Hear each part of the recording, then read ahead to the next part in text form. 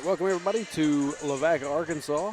We are here for the 2A4 district tournament, and hope everybody can sense the excitement in my voice of making another trip out west for another tournament, but we'll just have to see how it all goes. Looks like we got the teams getting ready to line up and get ready for the national anthem and pledge. Moment of silence in the national anthem. First, your pledge allegiance. I pledge allegiance to the flag of the United States of America and to the republic for which it stands, one nation, under God, indivisible, with liberty and justice for all. And now a moment of silence.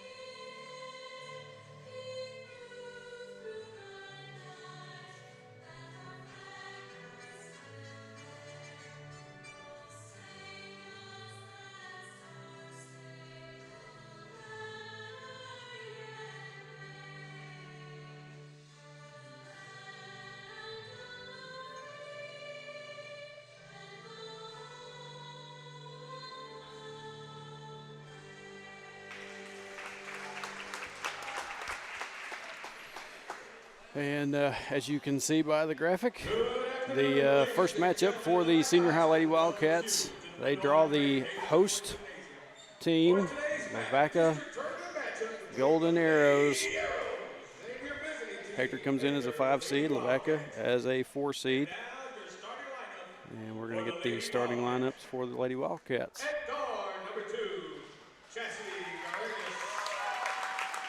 First up will be number 2, Chastity Garrigus. That will be number 3, Emma McConnell. Her sister, Kylie McConnell. Number 23, Abby Harwell. And rounding out the starting 5, number 25, Addie Bowley. Your head coach, Ben Freeman.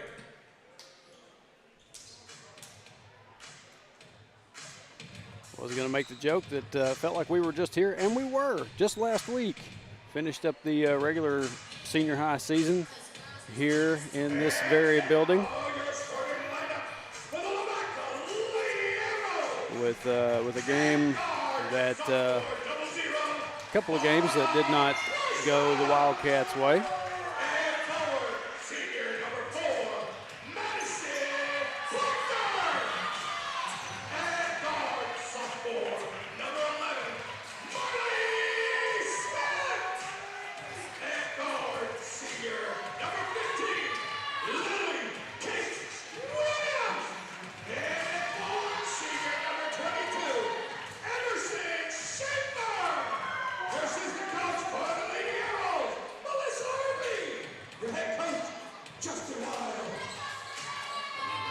And I'm going to go ahead and comment on it again. If it wasn't for the guy throwing his voice so much up there in that booth, probably be able to hear what these girls' names are. The only one I recognize out of the group is the number 22, Emerson Schaefer. And but kind of hard to hear the rest of them when he's got that growl going on, you know what I mean? So getting ready to get this first round started. Addie Bowley at the tip. And tip goes to the Lady Arrows. 11 thought about driving in, and she's going to back it back out. the pass over to Schaefer. Schaefer drives in, takes a shot. No good. Out of bounds off of a Lady Arrow.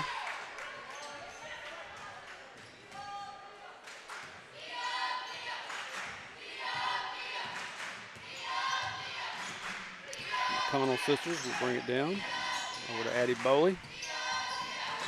Boley drives in, can't get her shot to fall. Ball gets batted out of bounds. Be a turnover to the Lady Arrows.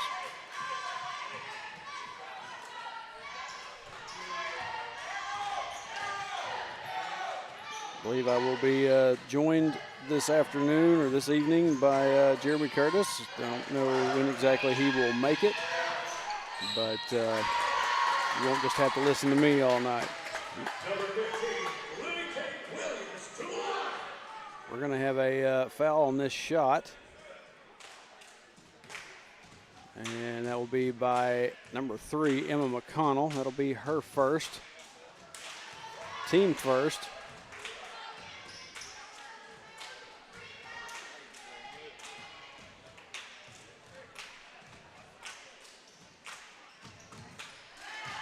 And Lady Arrows on the board with 1.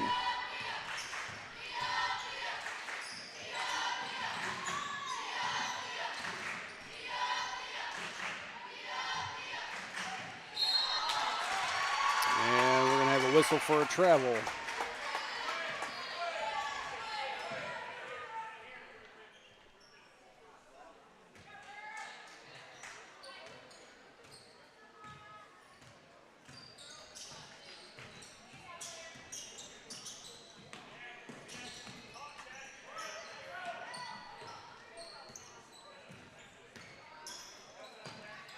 Pass number 11, now back to 0-0. Now the other side to Emerson Schaefer. Back up top to 11. Inside to Schaefer, and we got a offensive foul, or nope, not an offensive foul. It was a maybe a travel or something. Drive inside by Kylie McConnell. She nearly loses track of it. Gets it to Boley. Boley kicks it out to Abby Harwell. Now back to Boley. Up top to Emma. Harwell from the corner. In for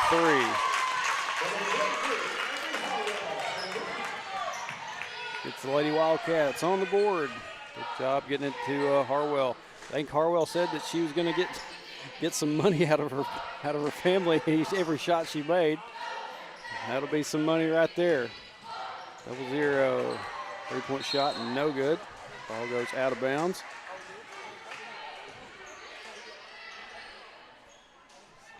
But they're going to say last touched by the Lady Wildcats. So they'll stay down here on this end. Took her time to get it in there. Stolen away by Emma McConnell. Boley gets it to Harwell. Now to Emma. Down the floor to Kylie, and it just goes right through her hands and out of bounds. Turnover back to the Lady Arrows.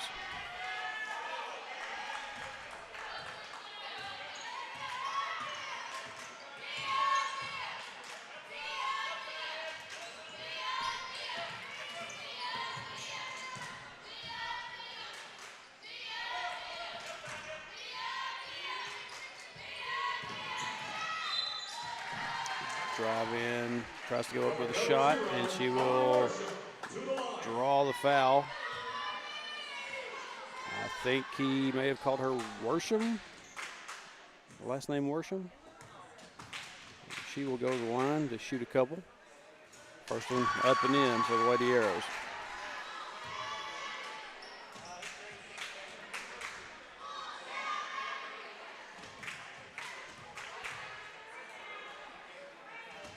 Second one also in.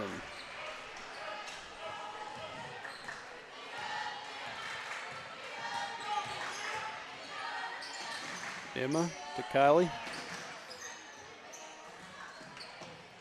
To Harwell. Now up to Emma. Down inside to Boley. Boley tried to go up with it and gets swatted back down Ball goes out of bounds. Last touch by the Lady Arrows. It will stay Lady Wildcat ball. McConnell inbound to her sister Kylie. And to Harwell. Harwell throws up a shot, and it's in. All 5 points for Lady Wildcats coming from Abby Harwell thus far.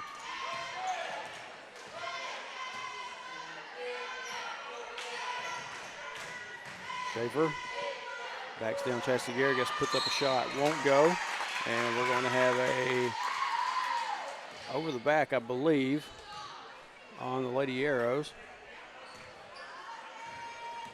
on that rebound. Emma gets it to Chastity Garrigus. Up top to Harwell. Now over to Kylie McConnell. Kylie out of the corner. Tried to get through the lane and get a pass back out up top, and she's just going to step out of bounds. Turnover back to the Lady Arrows.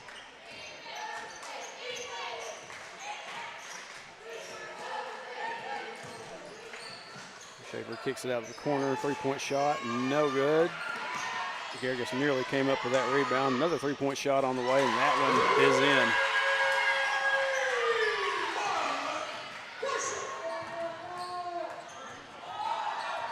Emma drives, gets a shot up inside the lane, and she is fouled.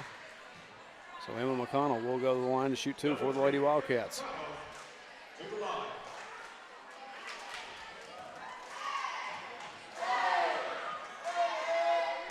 Emma's first shot up and in. Ties this game up at 6.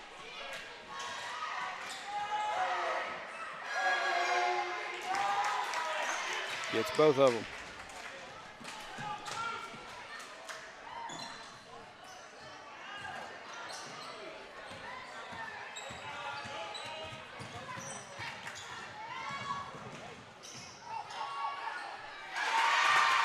Pass goes inside to number 4, and she gets up there for 2. And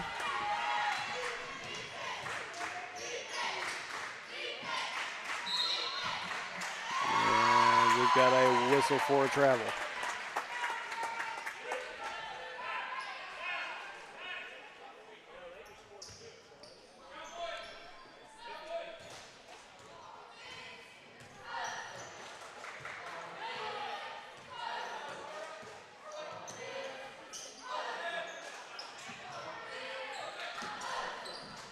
Pass goes to Schaefer, now inside number 4. She tries to go up with it, and she draws a foul.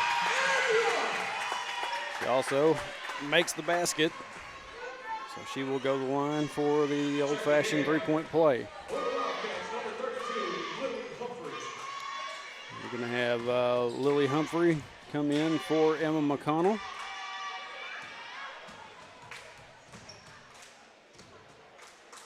And the N1 shot, no good. Rebound comes down to Addie Boley. Gets it to Garrigus. Garrigus gets it to Kylie McConnell. Harwell. Harwell going to fire another 3. Can't get it to go this time. Really close, though. Rebound come down to Humphrey. And we're going to have another whistle for a travel.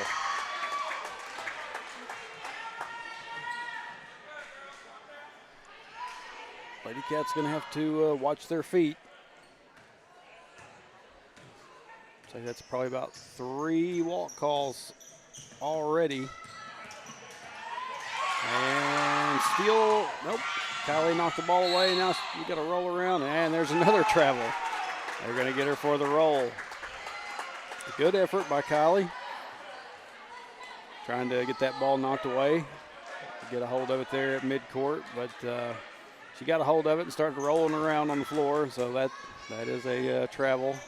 Most of the time, you see it happen sometimes where they don't call it, but that time they did.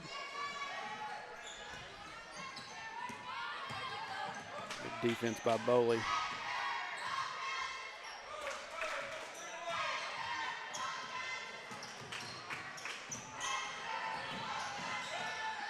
Gets it into 4. 4 goes up.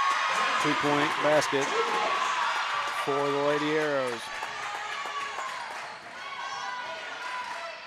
Kylie gets it out to Harwell. Cross court to Garrigus gets the Bowley. Bowley goes up with it.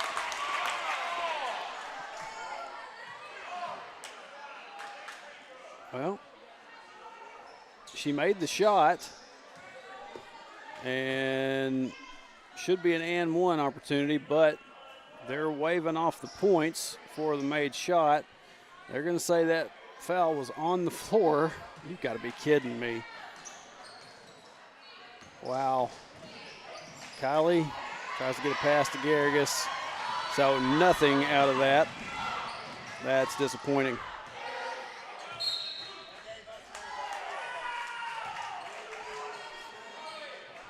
Pass just goes awry and out of bounds. Lady Wildcat ball.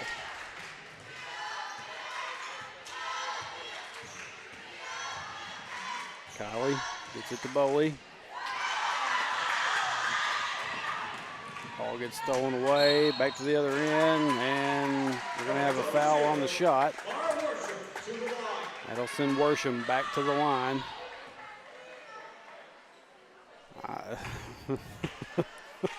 You're going to get my conspiracy theory bone going again. First shot, no good. I don't know how they called that shooting foul down here on Lavaca when Bowley made the shot. Gave no points. There was no attempt at free throws. But Lady Arrows get another point on the board.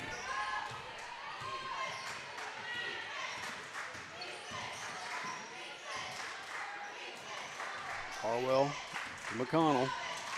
Now over to Harwell again. Back up top to Kylie. Emma thought about the shot. She gets it out to Harwell. And they're going to whistle for another travel down here on this end. And Coach Freeman going to call a timeout. Wildcats, 30-second timeout.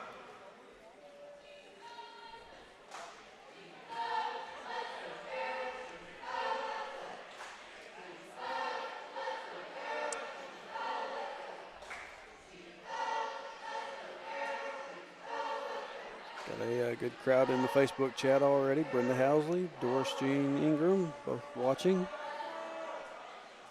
Brenda says our girls are playing so hard. Yep, they're playing pretty well. I mean, so far, but you gotta figure out these travel calls and try to find a way to get that stopped.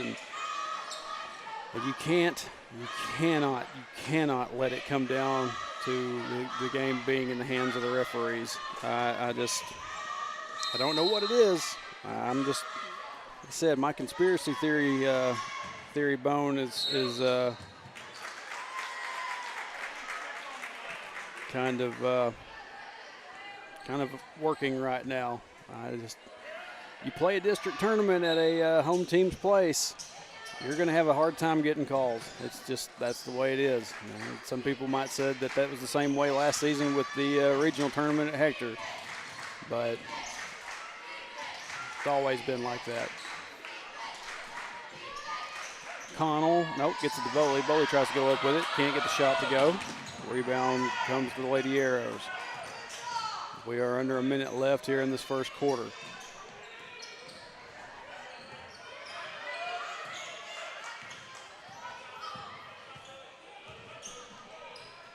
Back up top. 0 inside the 4. They're going to go to her for a big part of the time.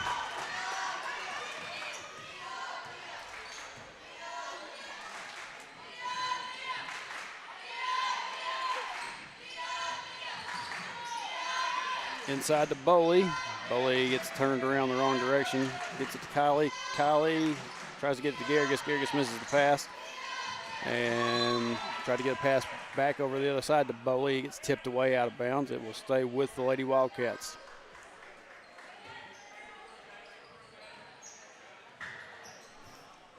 Inbound goes to McConnell. Kylie to Chastity Garrigus. Garrigus can't get her shot to fall. Tries to get a hold of the ball there. Hits the floor, back up now.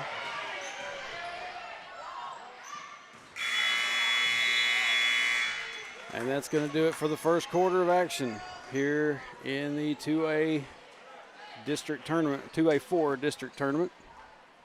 Lady Cats found themselves behind 15-7 to the Lady Arrows.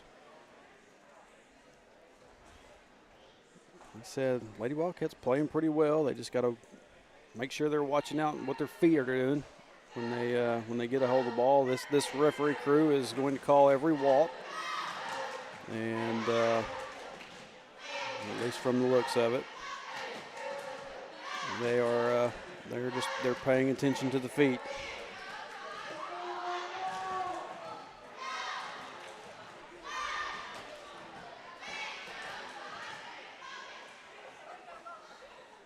Brenda says conspiracy theories are creeping up the spine. Yep, sure enough. At least they do with me. Do pretty frequently with me. I can't help it. I've watched too many ball games in my life, and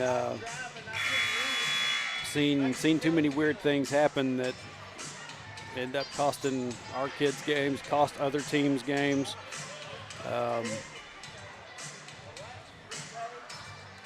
It's just until everything changes. It's just the way it is. Second quarter now, Wildcats have the ball. Inbound goes to Emma McConnell.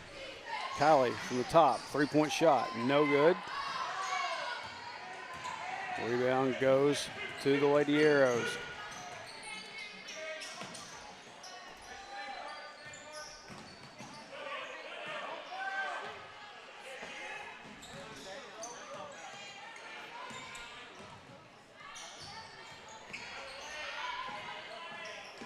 Three-point shot on the way, rattles off, no good. Rebound comes down to Lavaca, tries to go back up with it, and she draws a foul, so she'll go to the line. So that's Williams. He's starting to talk in a little bit more normal voice, so it's a little bit easier to understand. Williams at the line. Her first shot, up and in.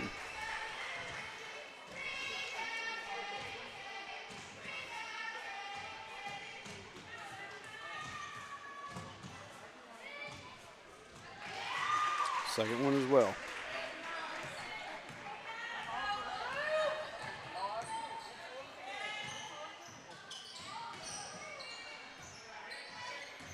Harwell kicks it across to Emma. Emma tries to get a shot to go. Doesn't touch backboard. Rebound comes to the Arrows. Three-point shot. Off the mark. Ball goes out of bounds. Good job by Abby Harwell there. Just let it go.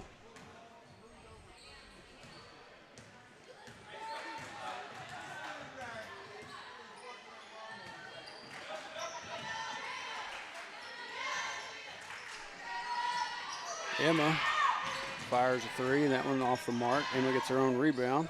Gets it out to her sister Kylie. Kylie's going to fire a three. No good. It looked like Humphrey got an arm or hand held on to there when she was trying to get a hold of that rebound. Shot by Lavaca, no good. Rebound comes down to Abby Harwell. Emma back up the floor real quick to Kylie. Now back up top to Emma. Emma, three-point shot. That one rattles off. Rebound to Lavaca.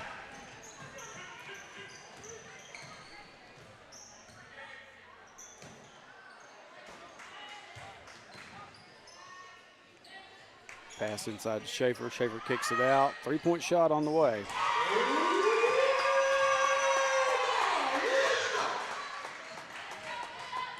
Lady Cat's going to have to find some offense.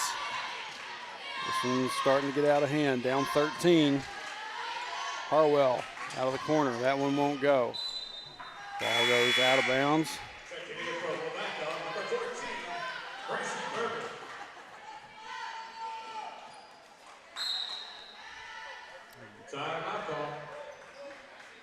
And we've got a timeout by Coach Freeman. Full timeout.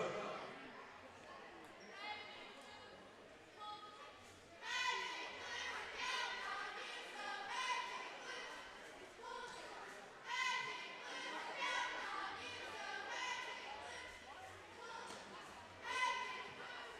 No. Miss Brenda said our spine. Sorry. I just had to quickly read some of that and switch back over to the broadcaster stuff. So Carolyn Emerson in the chat watching with us. Glad you're here.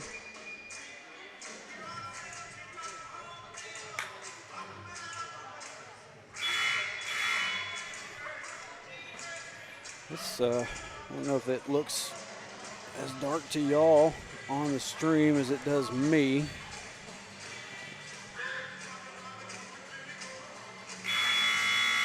I don't know if I'm going to be able to fix that.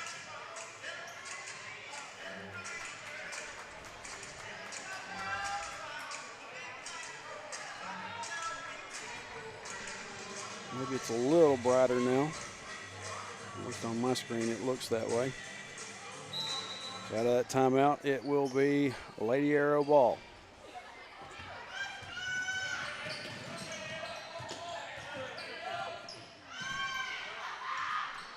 Kick out to 15. She takes the shot. No good.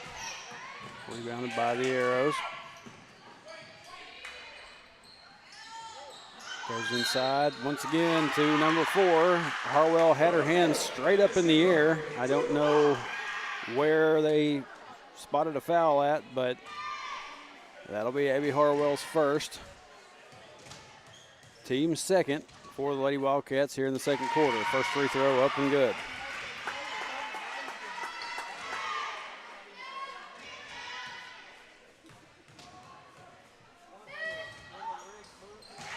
She gets both of them.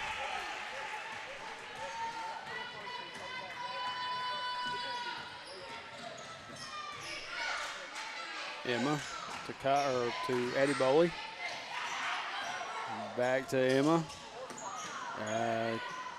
Emma gets bumped a little bit, loses control of the ball.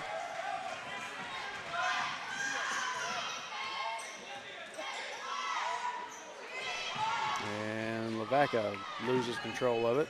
Lady Wildcats pick it back up. Emma McConnell, over to Humphrey. Now down to Bowley, inside to Harwell. Harwell tries to go up. Now by logic, she went up. Girl had her hands straight up. That should have been a foul. Goes on the other end. 3-point basket though by Emma McConnell.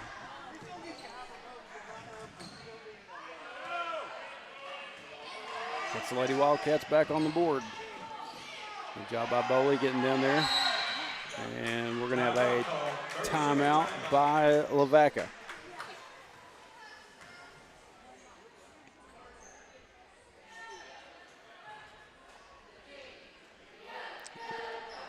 Had the Arrows player trapped down there in the corner pretty well by Addie Bowley.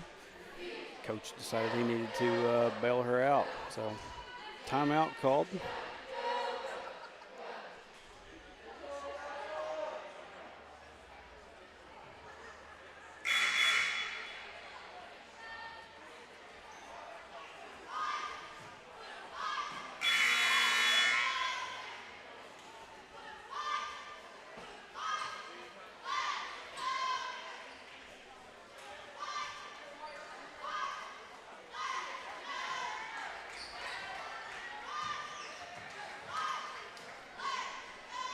After the timeout, Lady Arrows will inbound. And gets away from her. Kylie McConnell comes up with it, gets it to Emma. Now down to Addie Bowley. Bowley kicks back out to Emma. Emma thought about the shot, I think, for a second. Bowley gets it to Humphrey. Humphrey tries to go up, and we got a whistle for another travel. Goodness. I don't know how many that is thus far.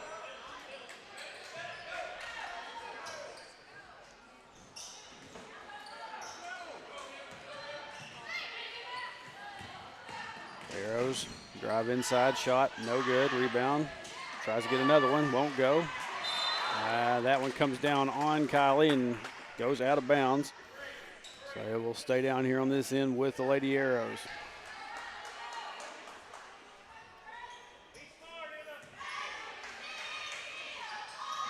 I believe in this part of the bracket. It's a win or go home situation. Oh, McConnell hits the floor, back up. Looks like she's all right. Caught herself before she went fully down. Schaefer drives in, tries to go up with it, and she draws a foul.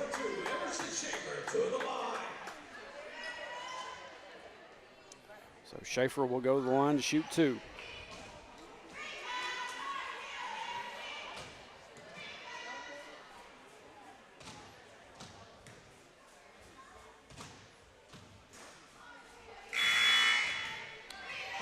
Schaefer can't get her first one to fall. Got Chassie Garrigus stepping back in for Abby Harwell. Second shot also rattles off for Schaefer. Lady Wildcats come up with the rebound. Emma to Kylie. Kylie gets it over to Bowley. Back up top to Humphrey. Humphrey tries to drive in, nearly loses control of it, gets it to Garrigus. Garrigus goes up and draws a foul.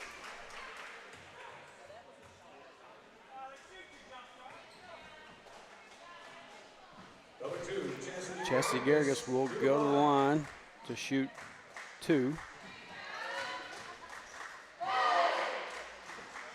First one just off.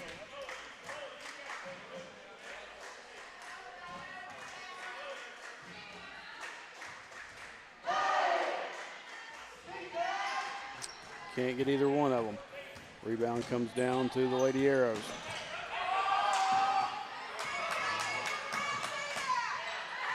Three-point shot on the way. In and out. Kylie McConnell comes up with a rebound. Back to the other end now. Kylie gets it up to Humphrey. Or no, wait, that's Emma. Emma with another three-point basket.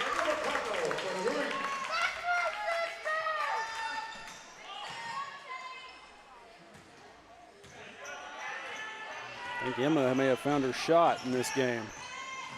Makes 2, I believe, that she's made. Back from that replay, Schaefer drives in, can't get her shot to fall. 14 tries to get a putback and draws a foul.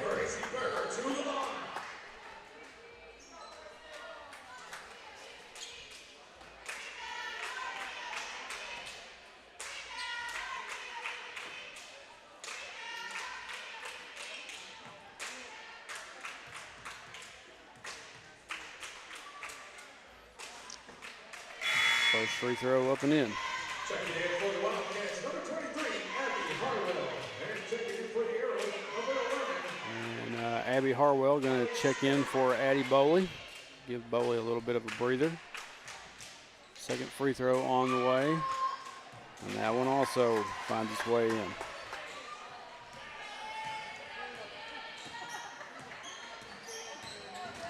Emma over to Kylie. Kylie kicks it out to Abby Harwell. Now up top to Humphrey. Humphrey over to Emma. Emma's shot gets blocked. Garrigus gets a hold of it. Back to Emma. Three-point shot. That one just off. Rebound comes down to number 14 down there for the Arrows.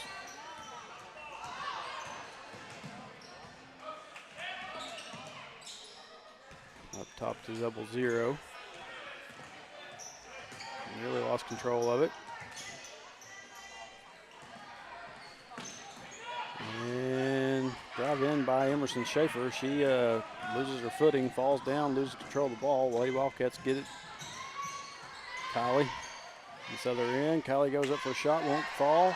Chassie Garrigus tries one and gets batted away. Ball goes out of bounds, and it will stay down here on this end with the Lady Wildcats. Minute and 47 left until halftime.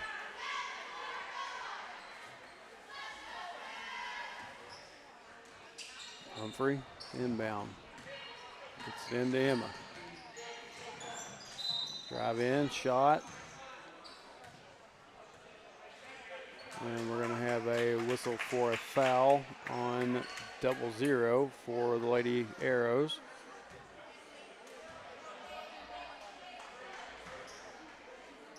So we'll stay down here.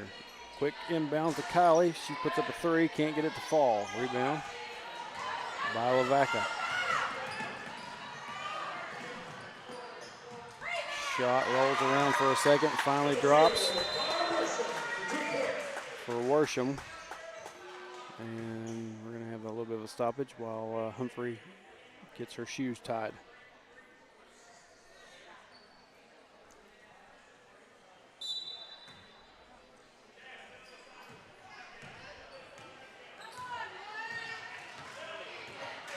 Lady Arrows doubling up the Lady Wildcats right now, 26-13. Kylie drives in, can't get her shot to fall.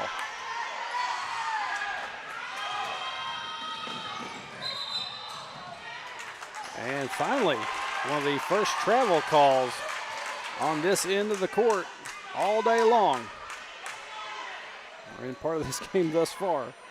It's like the Lavaca ladies were having a little bit of a discussion, disagreement, whatever, down here. It looked like Schaefer was on the court. Emma McConnell gets it to Abby Harwell. Now to Kylie. Emma thought about the shot, drives in a little bit, tries to get a jumper, can't get it to go. Ball gets batted away. Emma comes up with it again.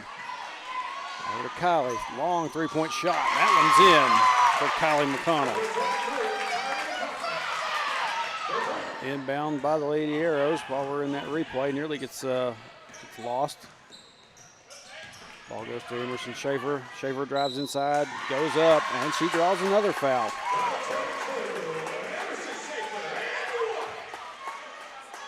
Actually, she got the shot to fall, so she will go to the line for the N1 play. Checking in from Lavaca, number 23, Kyla Force. Coach Freeman having a discussion on the other side of the court with one of the officials. He's been seeing something that this one down here at the bottom of your screen has not been seeing. Free throw off the mark. Rebound comes to the Lady Wildcats. Kylie McConnell got about 15 seconds to work with here. Shot clock is off. Kylie gets it to Chastity, out to Emma. Emma, three-point shot is in. Lady Wildcats trying to work their way back into this one. It's about three-point baskets for Emma McConnell. And that will be the end of the first half.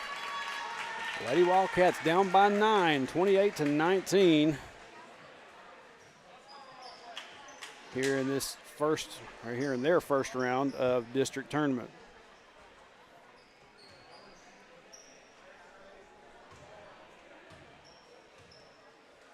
So, not a bad first half of play. Like I said, you gotta find some sort of way. You gotta watch your feet a little bit, because, like I said, these officials are calling every bit of movement that they see the feet move, and said you don't want it to come down to getting near the end of the game. You've got a little bit of a lead, maybe, if you can work your way back into this, and you don't want to see it come down to losing the ball on a turnover because of a travel, and Lavaca getting another chance to retake a lead. But I don't see our cheerleaders down here in the corner. I don't know if they're going to do a routine at this halftime. We got a little under 9 minutes. Going to kick it out to a real quick break, and we'll be back with you for the second half here in just a little bit from the 2A district tournament.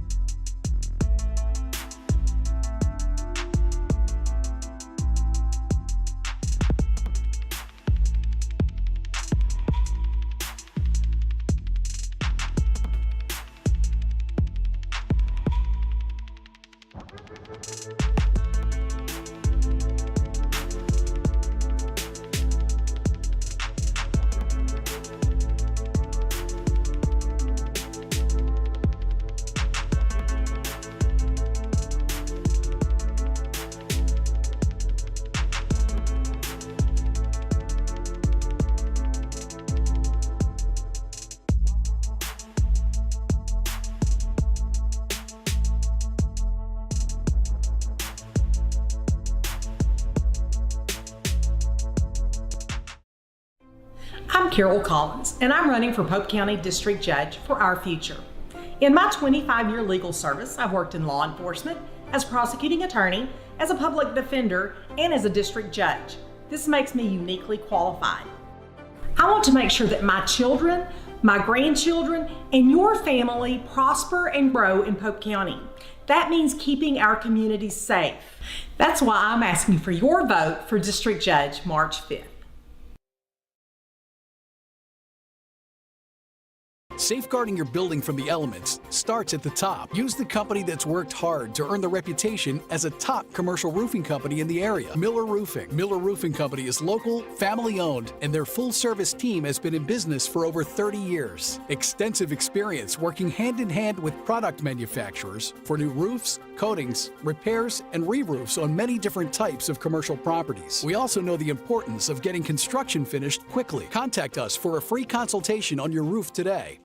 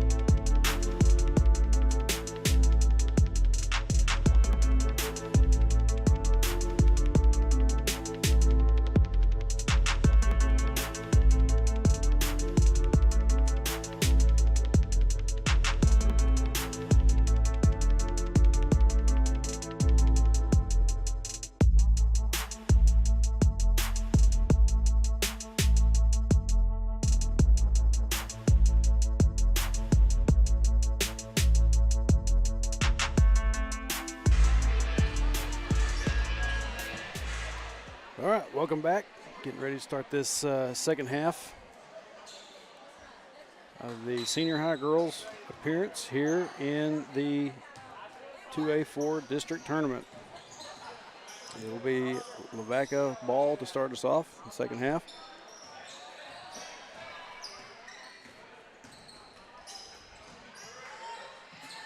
Pass out to the wing, number 11. She's going to drive in, takes a shot, won't go. Bowley comes up with the rebound.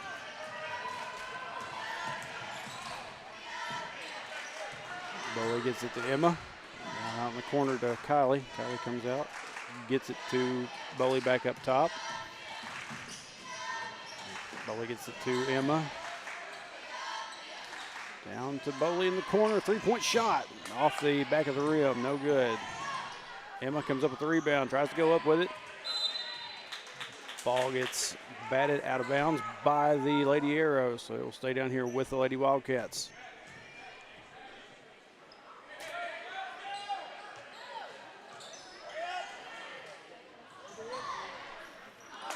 Inbound goes to Bowley. She tries to get a shot up, won't go. Rebound comes down to the Lady Arrows.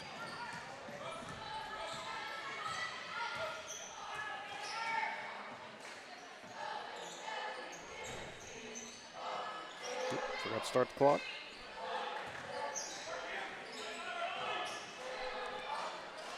Pass inside to Schaefer. Schaefer goes up and gets two.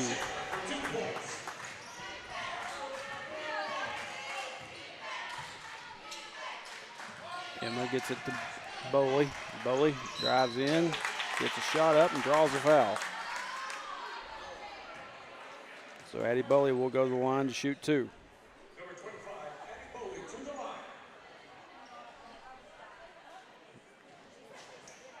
As we get down to 6:34 here in the third quarter. Bowley's first shot rattles off, no good.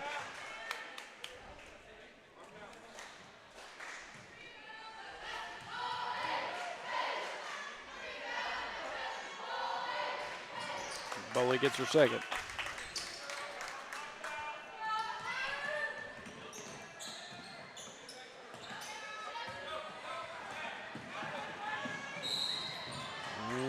like a Lady Arrow player just kind of got tripped on her own feet.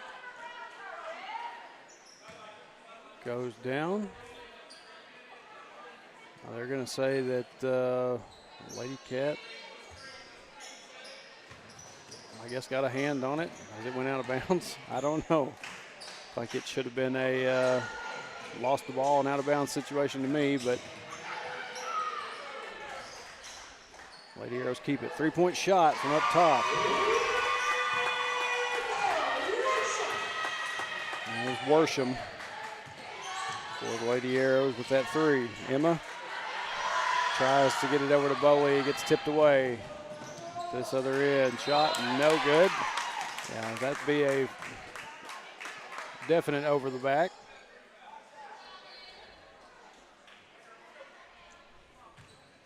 That foul for the Lady Arrows will be on number 11. That'll be her third. Team's second foul.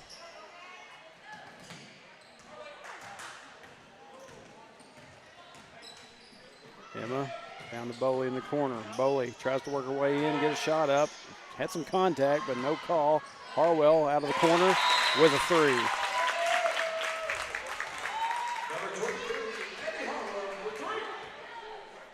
And excuse me, I didn't realize she was that far back. Finally got her in the frame. We're going to have a timeout.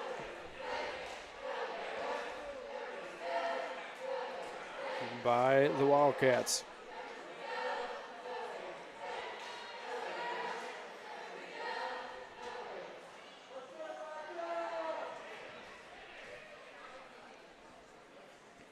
It's a good job for.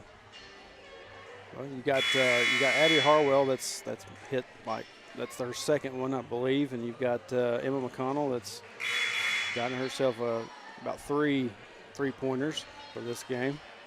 Keeping these Lady Wildcats in it, down by 10.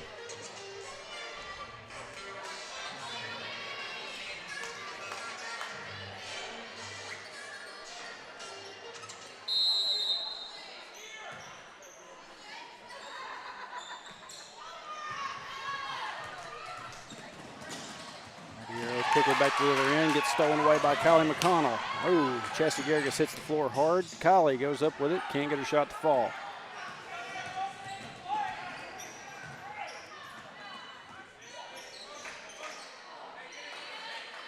Schaefer looking around, finally gets it back up top to 0-0. Drive in. Shot goes up. She draws the foul and gets the two. She will go to the line for another and one.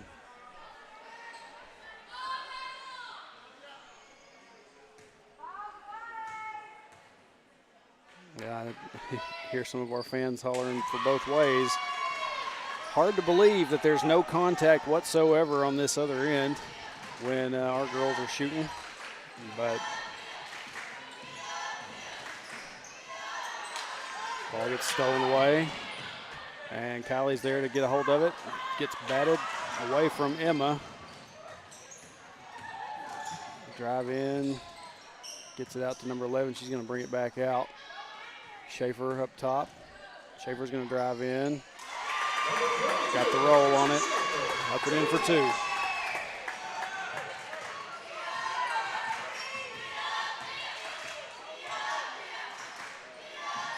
Emma to Abby Harwell. Now to Garrigus. Garrigus goes up, can't get it to fall. Emma comes up with the rebound. Now out to Boley. Up top to Abby Harwell. Nearly had another three-pointer. Ball comes back down to the Lady Arrows.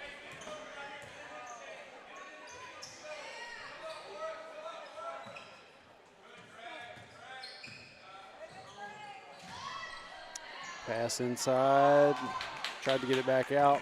Emma was there to steal it away. Emma out to Abby Harwell. Up top to Emma. Over to Boley. Boley going to drive in. She kicks it out to Abby Harwell. Three-point shot. Up and in. Another one for Abby Harwell. I don't know how much her parents are going to pay her for these shots, but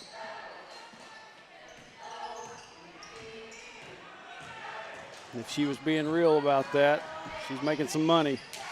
Drive in, about 22, Emerson Schaefer. She gets another 2. And we're going to have a timeout by Lavaca.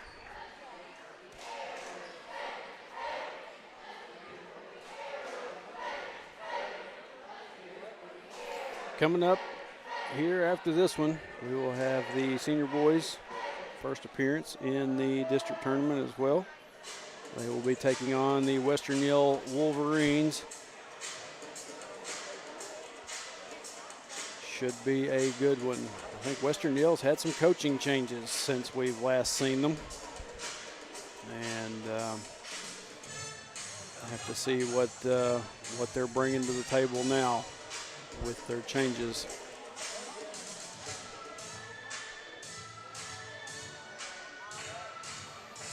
Earlier in the chat, Mandy Allen says, in my opinion, refs should be hired from places where they're not associated. That's how it's supposed to go, Mandy. I mean, we've seen it where there have been one or two that's popped up in Hector that had some Hector ties, but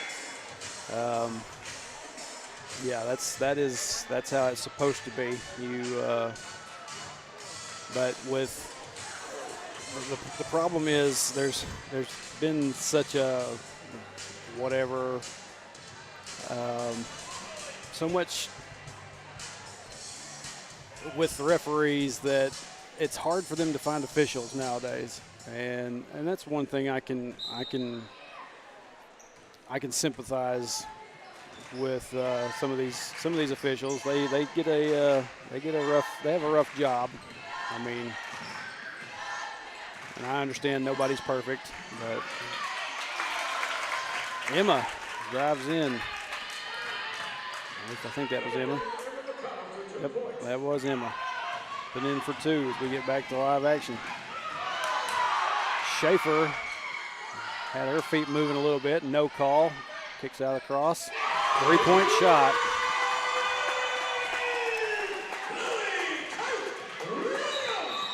By Williams. And now they're going to point at the Lady Wildcats to inbound from a different spot. You see the frustration in that inbound by Eddie Bowley. Emma over to Harwell. Now they're down to Garrigus. Up top to Emma. Emma kicks it out to Chastity. Skip pass over to Bowley. Bowley drives in. She draws a foul. Can't get the shot to fall. She will go to the line to shoot 2.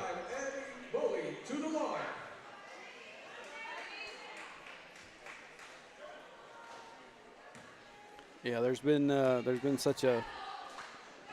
lot of officials that have left the profession. They've had trouble finding numbers to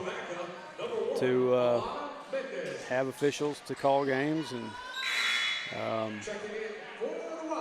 like I said,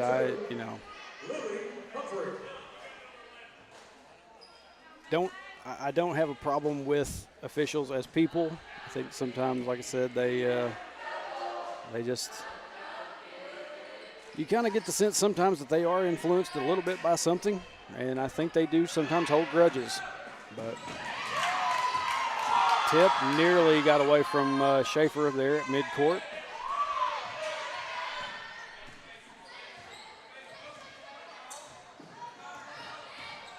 Guadieros keep a hold of it. Now down in the corner. Brings it back up to the wing. Now she's going to drive in. Gets a shot up and in.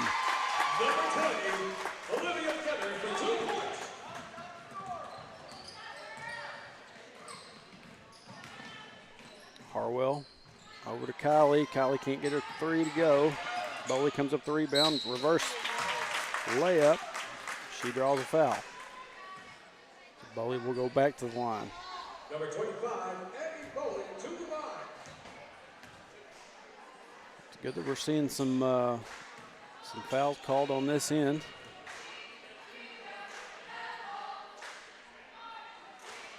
Bowley's first shot off the back of the rim, back out. Checking in for Lavaca, 0-0, Mara Worsham, and number 23, Kyla Force.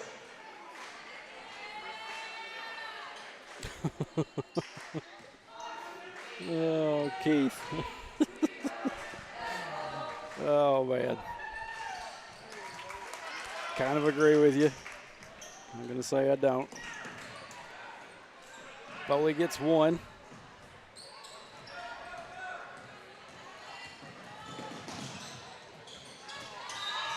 And we're going to get a whistle for a foul on Addie Boley.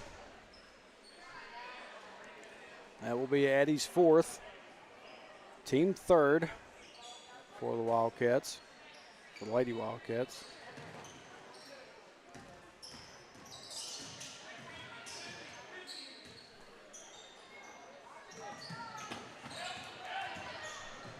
Drive in, shot, no good. Kylie McConnell comes away with a rebound. Back to the other end. Kylie takes some contact, and we're going to have a foul on number 11. Actually, no. I saw him hold up one finger on each hand. 23. Number 23 for the Arrows. That'll be the 5th team foul for the Arrows. Kylie McConnell's first shot, up and in.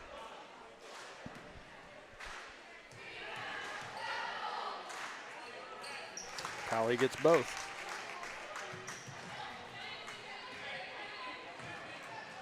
Lady Wildcats down 14. Emma gets a steal. Emma goes up, can't get it to fall. Humphrey can't get it to fall. She tries again. Kylie comes away with the rebound. Tries to go up and draws contact. Kylie McConnell will go back to the line.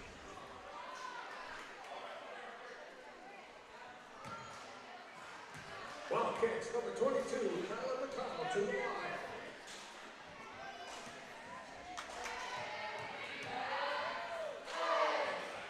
Kylie gets her first.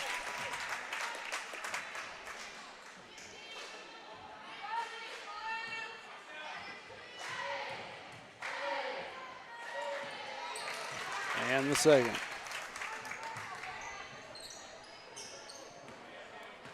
Lady Wildcats trying to make a surge here in the third quarter. We got a minute left.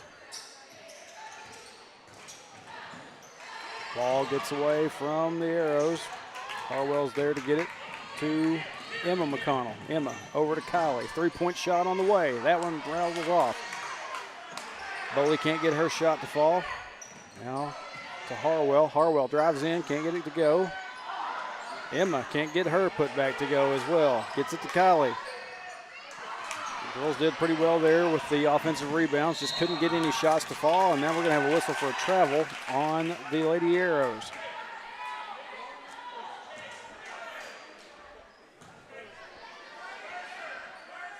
It'll stay down here with the Lady Wildcats. 29.9 left here in the third quarter.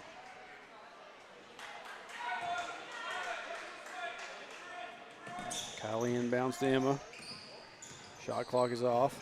Lady Cats can hold if they want to. Out to Emma. Emma steps back. 3-point shot. That one rattles off.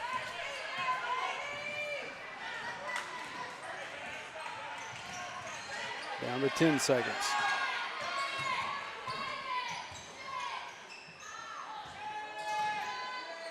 Three-point shot, long three-pointer. Emma gets bumped there on the rebound.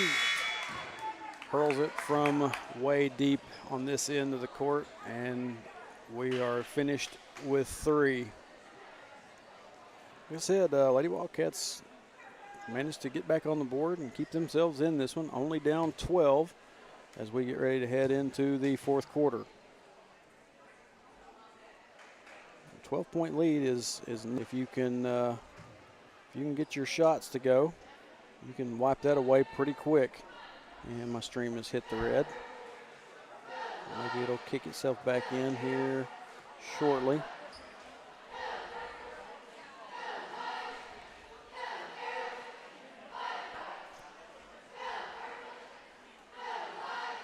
Looks like we are still getting some stuff out. There we go, we're back to green.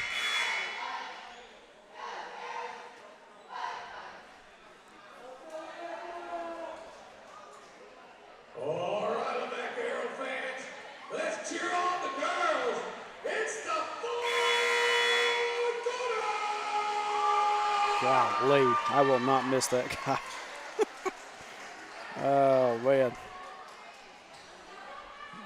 Will not miss that guy up in the DJ booth.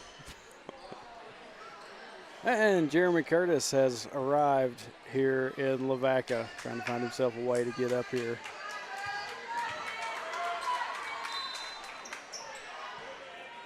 So fourth quarter underway now. Lady Wildcat ball. Emma over to Harwell. Now to Kylie. Kylie, three-point shot. Up and in.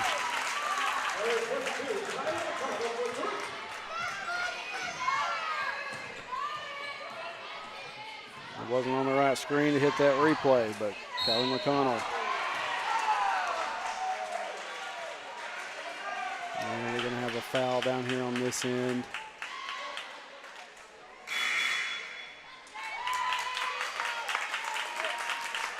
And that will be on Addie Boley. That'll be her fifth. So Boley will go take a seat on the bench. Her day is done.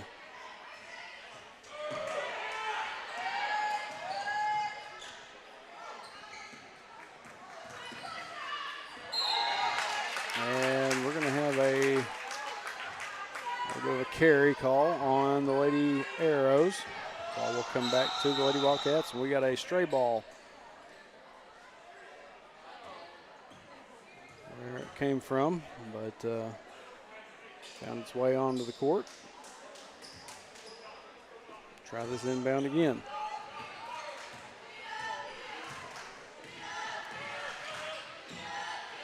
Emma gets it to her sister Kylie up top.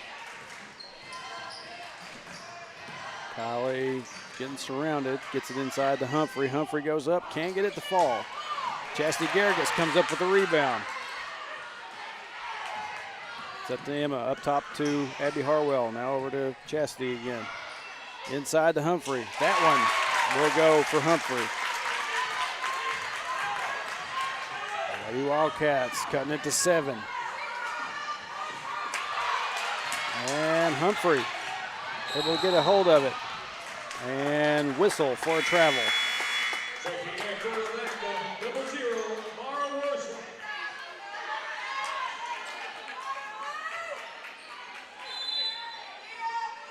And we're going to have a timeout by the Arrows.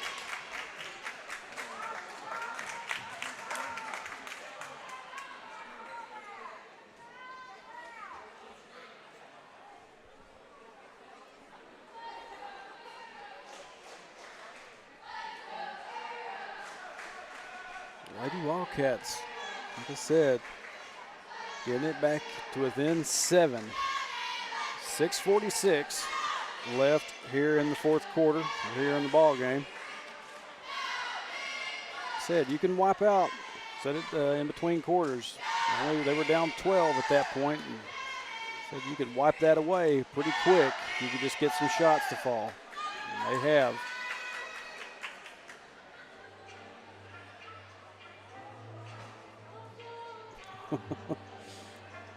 Yep. Brenda Housley says, oh no, the fourth quarter. Yep. I mean, when most of the ridiculousness happens, if there is any. Keith Melton says that announcer, good grief. Yep, like I said, after this season is done, Mansfield and Lavaca will move back to 3A. We will have another couple of teams come into the conference, and we won't have to worry about them for a couple of cycles, maybe. That timeout, be Lady Arrow ball. Drive in, shot, up and in for the Arrows.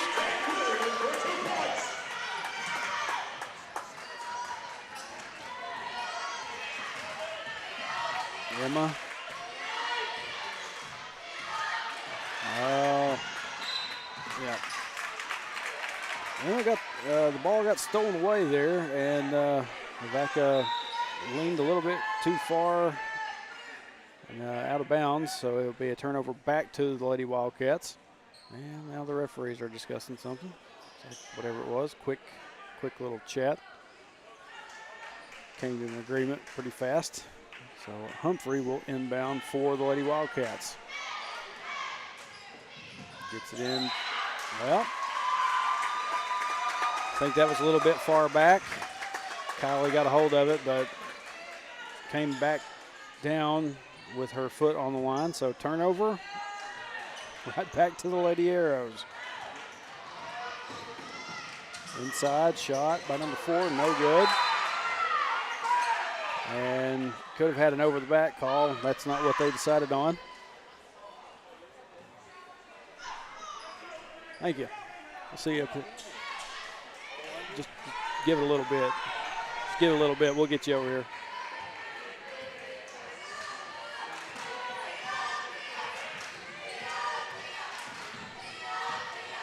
Oops, clock coming up on 6:17. Sorry.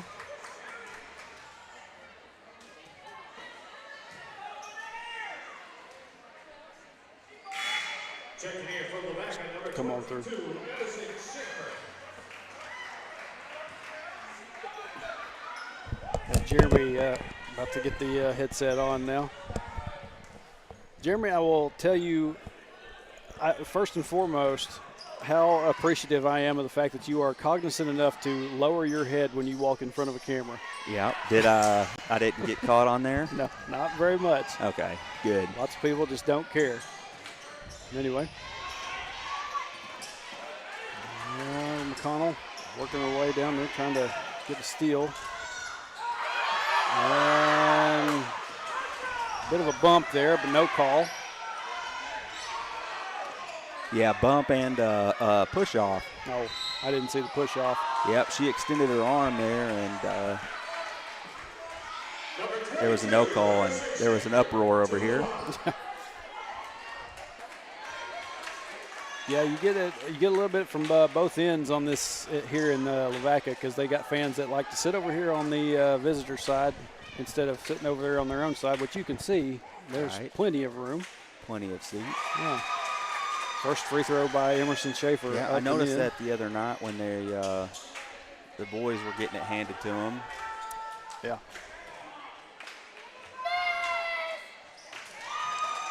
Schaefer's second free throw up and in.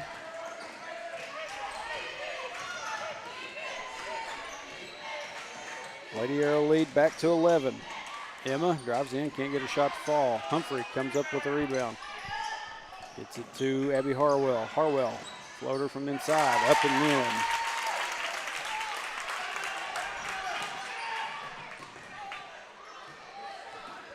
And got a steal by the Lady Wildcats. Humphrey tries to get it through. Gets batted away down by Schaefer. Schaefer to the other end. Layup good.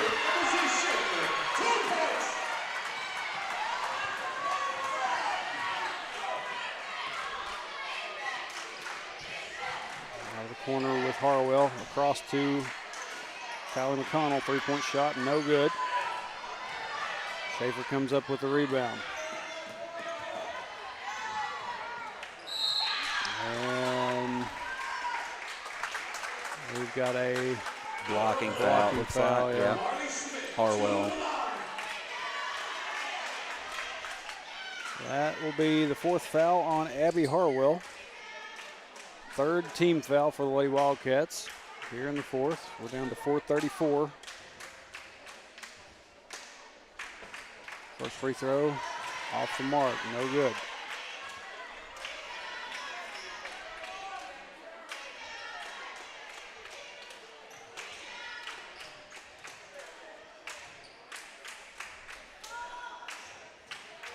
Second one, no good. And I think we're going to have either a slide over the back or a little bit of a bump there by Lavaca on Harwell. She was trying to get a hold of it. Yep. A little over the back there. After two missed free throws, that's what you got to have to try to get back into this one. Emma over to Kylie. Three-point shot on the way by Kylie. No good. Comes down to Emma.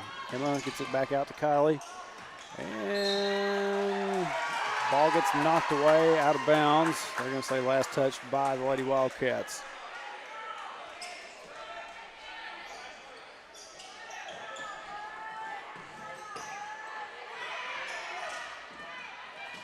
And Lady Wildcats able to knock it away. Emma McConnell gets a hold of it and gets knocked away by Emerson Schaefer out of bounds.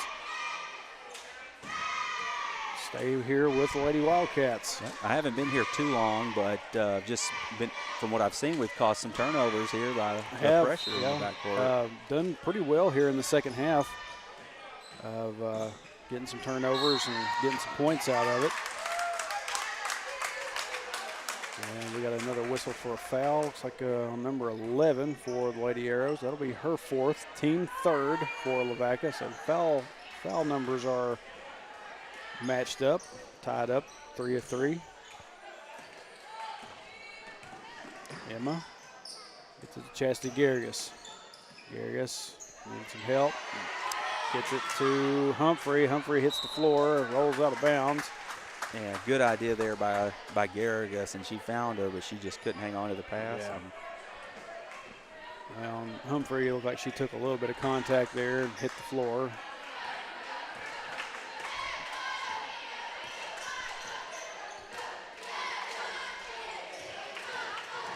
Schaefer drives in, shot won't go. 4 is there to get the rebound. Tries her own, can't get it to go either. Garrigus comes up with a rebound. Gets it across. She lifts a foot. She lifted her foot off the floor. It didn't come back down. Yeah, she established her pivot foot and then lifted up the other one too. Okay. Did it come down though? Well, it didn't have to since she lifted it up. Wow. So, yeah, she walked on that window.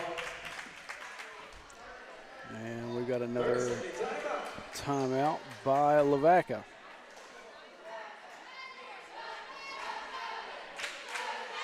Oh, my clock's still running. And not much room to work with up here, Trey. It's better than Conway St. Joe that time, but yeah. Well, at least Conway St. Joe had a little bit of a table. Yep, set stuff on. But getting the clock fixed here real quick.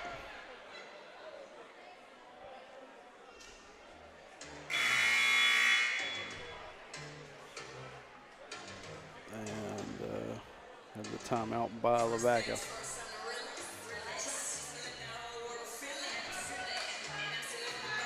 Said in this girls game, it is both games today for the Wildcats. It's a win or go home. You're sitting at the 4 and 5 seeds, and you win one, you get into you can find yourself into regionals.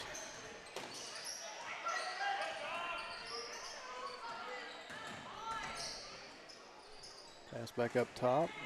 0-0 tries to get a drive inside. She draws a foul. It's like by number 22, Kylie McConnell. So this is a 4 or 5 seed game as well, and yes. then the boys is 4 and 5. Yeah. Okay. Boys and girls just flip flop. Yeah.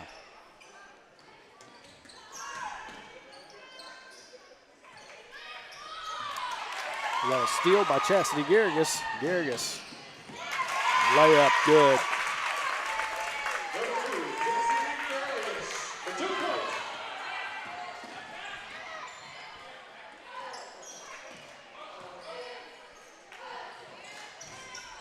Pass inside, number 4. She goes up and draws a foul.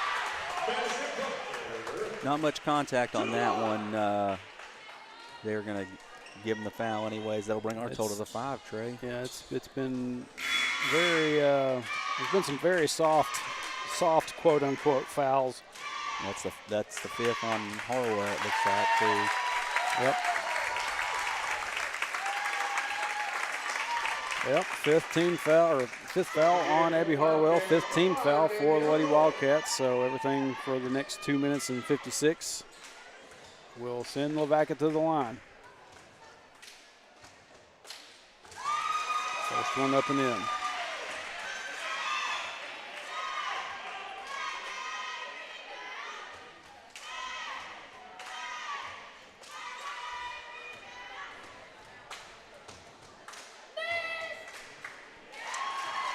Second one will go as well.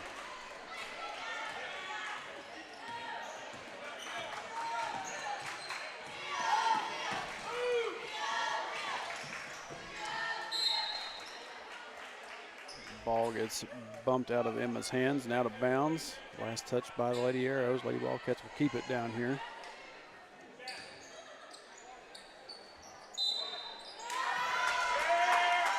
And before the inbound, we have a foul whistle.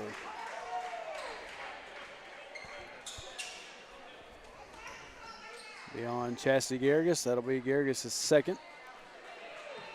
And it was an offensive foul, so no shots. Garrigus able to tip on that inbound. Emma goes up, can't get her shot to fall. Garrigus comes away with a rebound. Had to fix her glasses there. Kylie took some contact on that three, but no whistle. Yeah. Ball goes out of bounds. Gonna stay here with Lady Wildcats, but Coach Freeman, you can see him on this other side. He's sitting there questioning how there wasn't any foul calls there. Yeah, you got contact on the initial shot that they didn't call, and then on the three-point shot. So on the inbound, we're going to have a foul on the floor by 00 for the Lady Arrows. I mean, she was going up with a shot. They're not going to let Wildcats get to the line if they can help it. Danielle Kane's three-point shot just misses, and ball comes down, hits off of a Lady Arrow and out of bounds. So it stays here with the Lady Wildcats. 2:33 left. Inbound goes to Kylie. Kylie gets it to Humphrey, and Humphrey draws contact there by 00. That'll be her third foul. And we're up to 5 team fouls for the Lady Arrows. So Lily Mae Humphrey will go to the line to shoot 2.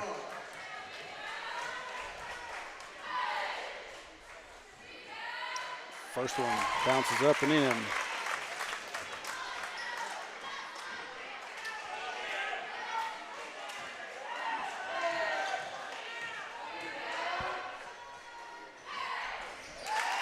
Second one will go as well.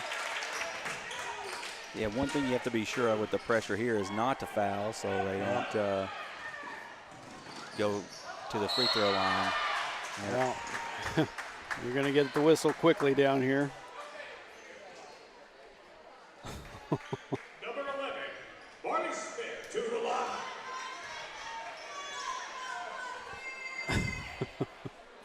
Yep, right as I say it, you go down there and Well, just a slight little bump and the crowd reaction. Keith Melton in the chat earlier said if you wipe your nose, you're gonna get called for a foul. If you breathe on them too hard, you're gonna probably get called for a foul. That's you're not letting them play down here on this end. I don't know. Oh. Rebound goes to number 4. She gets a layup in. Lady Arrow lead back to 11. Lady Cats just can't seem to get over the hump. Humphrey kicks it out to Danielle Kane. Kane's going to fire a 3. That one's off the mark. Schaefer comes away with the rebound.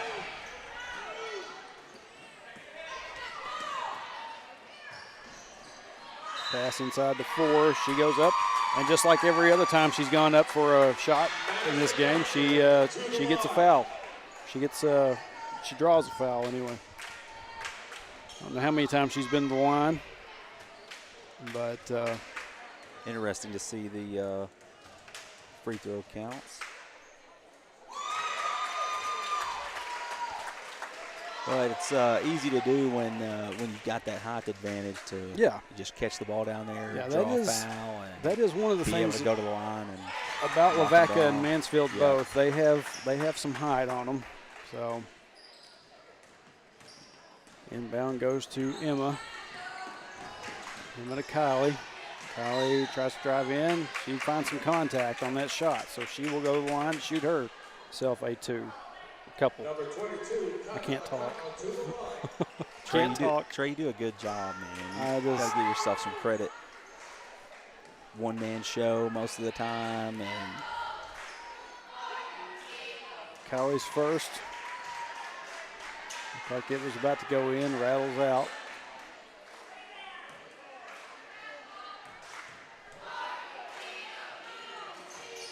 Second one does the same thing. Rebound comes down to Emerson Schaefer. She gets it to number 11.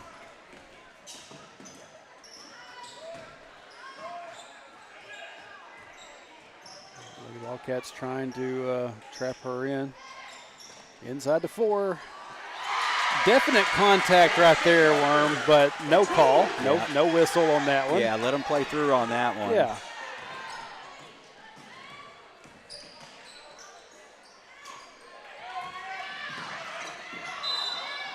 And have a travel on. After some more contact, right? Yeah. Timeout call, full timeout. So we're going to have a timeout by Coach Freeman and the Lady Wildcats.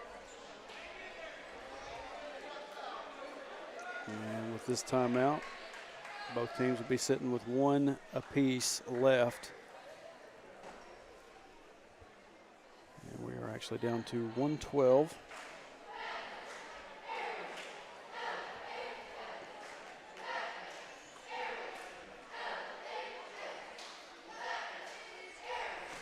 Yeah, always, like I said earlier, it's always tough to come in and have to play a team, the home team, on their home court in a tournament situation. Yeah. More often than not, you're not going to get the calls that you're looking for. Yeah, less than ideal, and you know we had we were fortunate enough to host regionals last year, and you know home court advantage is it's real in sports. So. Yeah, it is a real thing, and like I said earlier, talking about that, I'm sure there was some teams that came into regionals last season that didn't feel like they got what they were due, but yeah.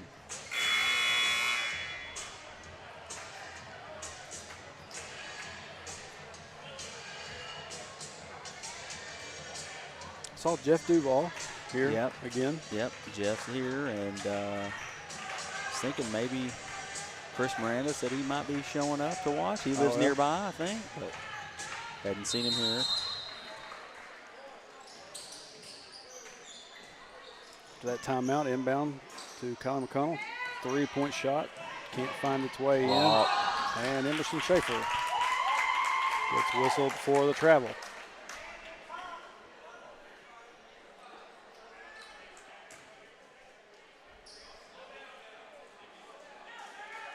Been on this end with the Lady Wildcats a pretty good amount of time here in this fourth quarter. Danielle Kane. Look to see if she can get somebody. There she is. Finally gets it to Humphrey. Now back to Kane. Kane tries to get a shot up. She can't get it to fall. Rebound by Emerson Schaefer. We are under a minute left here in this ball game. And oh my goodness.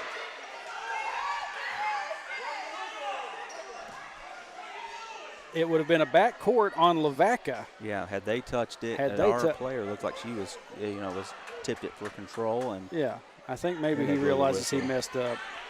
Yeah. Yep. Yeah, bad call. I think he knows. And yeah, he recognized it. Well, and the ref on this side didn't see or blow a whistle for anything. So inbound to Chessie Garrigus. Garrigus can't get her shot to fall. Oh, Danielle Kane was getting down there to her girl, but if she had turned around just a little bit quicker, she probably could have got a steal there. And now Danielle Kane's going to be whistled for a foul. Yeah, not much you can do in that situation. No. Every time. Catch it on the block. And yep. Well, and especially this number 4, she looks to be nearly a good foot taller than Danielle. And first free throw up and in. Good looking free throw shot as well. Yeah. I bet she's knocked down quite a few tonight. Second one, just out. Humphrey. We're going to have a foul on number 11 quickly after Humphrey got a hold of that rebound. So it's her 5th foul.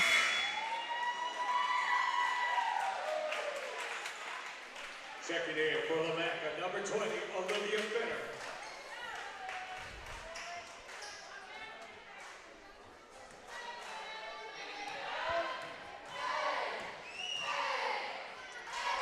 Humphrey's first shot, up and in.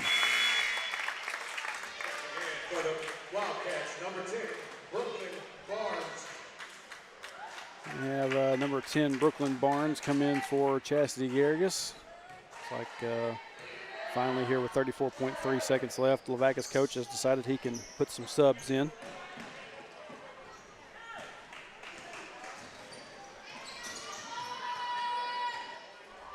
If he gets the chance to.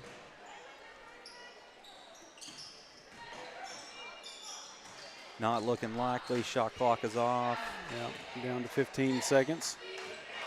Got a steal by Danielle Kane. Danielle tries to get a pass inside to Kylie.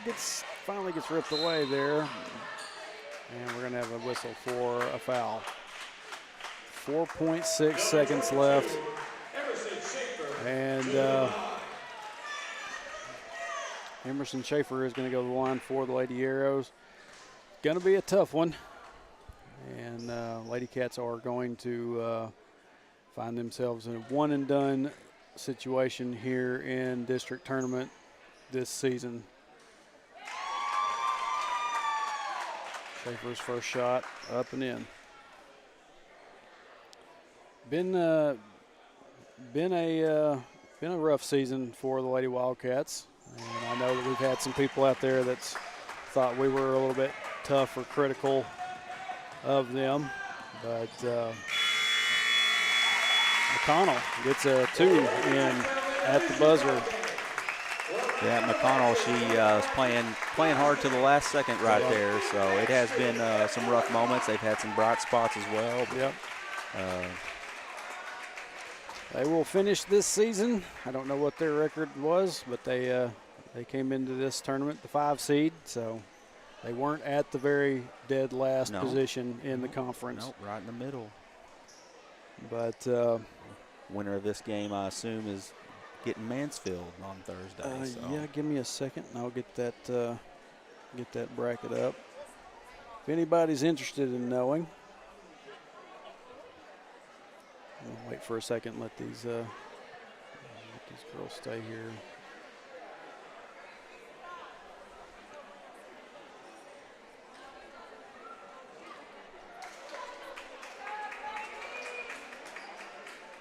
Yep, the winner of this one, which was Lavaca, they get to take on the number 1 seed Mansfield Lady Tigers.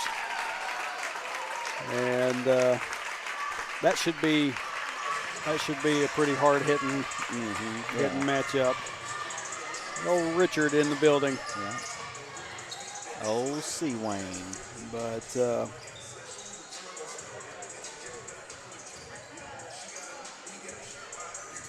we got a little under 10 minutes. Going to kick it out to break. Going to get all my graphics reset and everything ready to go for the boys' game. So stay with us.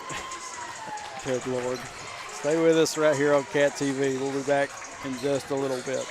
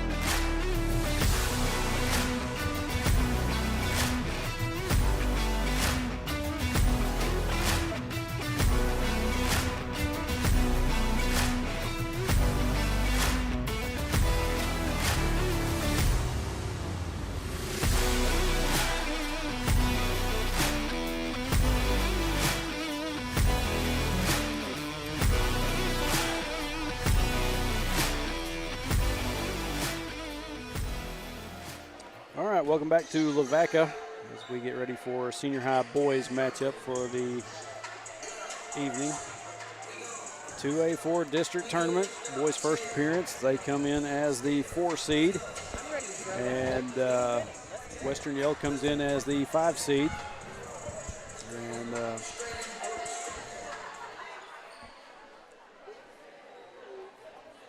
about to get some player introductions for Western Yale.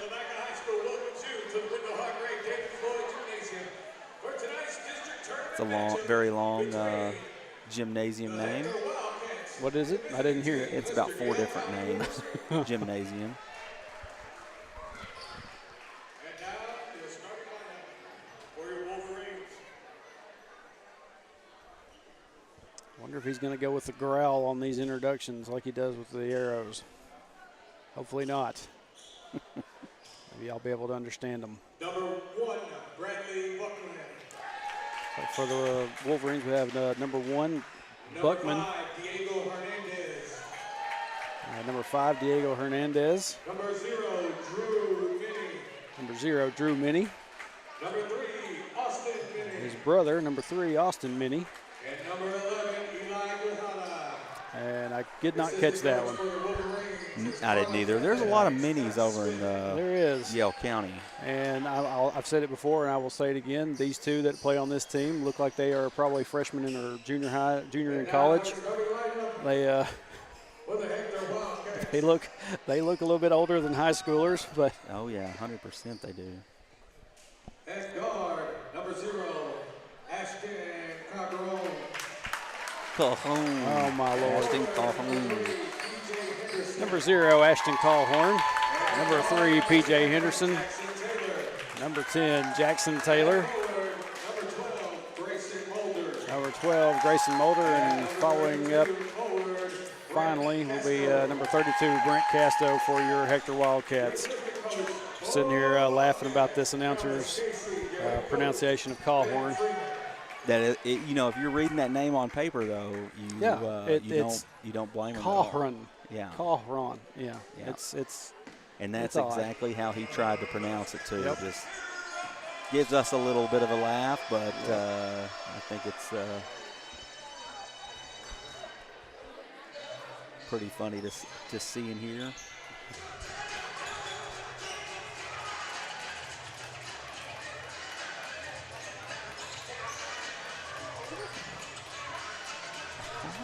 get my camera all set. Grayson Mulder at midcourt for the tip for the Wildcats. And tip goes to Hector. Jeremy, I'm going to let you take over. Take it over. All right. Hector's going to start out with it here. Henderson has it on the right wing. Gets it to Callhorn. Passing around the perimeter. Try to get it inside to Mulder. Goes up for 2, and it's good. Western Yale came out in a zone defense, and Hector easily beat it on that possession for an easy 2 points. Now, I think this number 5 is Hernandez, right? Yes. That's what we said. Yep.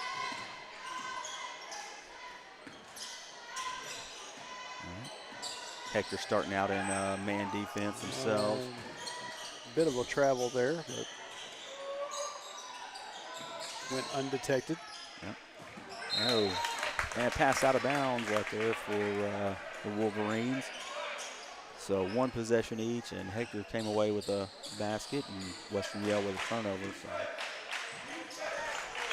Western Yale still in the zone defense. Henderson's got it. Looks down low to Callhorn. He goes up. Shot is partially blocked, but they're going to call a foul. And he's going to go to the line for 2. Yeah, it looked like try to backdoor lob play there to try to hammer one home, but didn't quite get it. The referee was trying to check, make sure there wasn't any moisture on the court. But first free throw is up and good. They might have a difficult time not trying to mimic that pronunciation the rest of the night. So.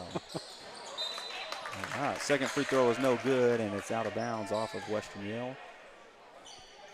So stay with the Wildcats. Jackson Taylor's going to inbound. Gets it inside to Calhorn, over to Casto, back to Taylor, ball's tipped. Oh, it's tipped out of bounds. Casto thinks it's tipped out of bounds. Coach Freeman wanted an explanation too, but they're going to give it to Western Yell. 3-point try up, no good, rebound.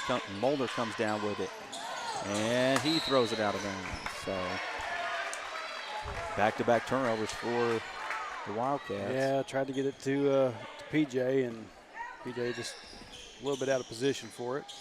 Yeah, sometimes you just try to move a little too fast. So spin move and shot in the lane for Western Yell is no good.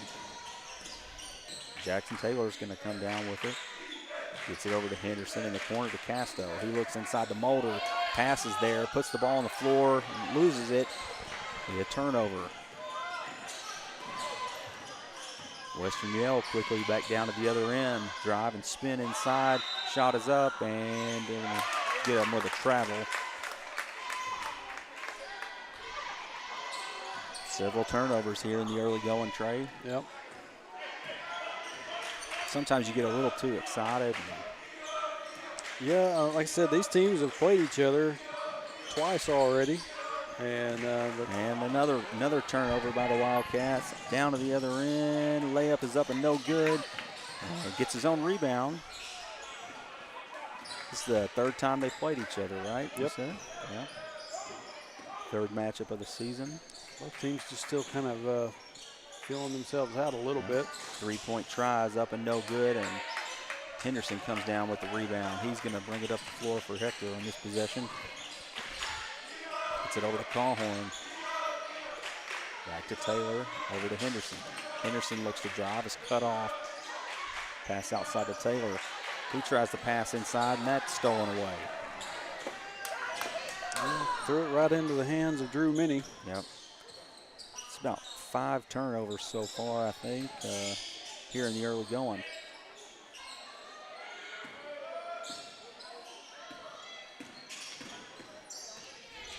Hector with a trap out top, and Western Yell beats it, tries for a 3-pointer in the corner. Shot is up, no good. Mulder with the rebound. Taylor has it. Picks up his dribble, gets it to Taylor in the corner. Back to Jackson Taylor. Casto with it, looks inside, and that ball's thrown away. They are pretty well like surrounding Mulder down there inside. They know they're going to go to him as much as they can.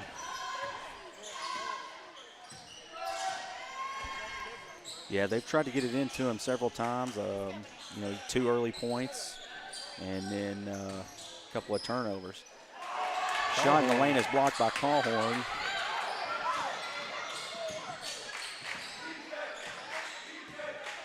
Back up top to Taylor. Taylor looks to drive, kicks to Henderson. He's going to try for a 3. Shot is up, no good. Ball is tipped out of bounds off of Casto. They'll say it'll stay with go over to Western Yell. We've got number 15, Caden Story in the game.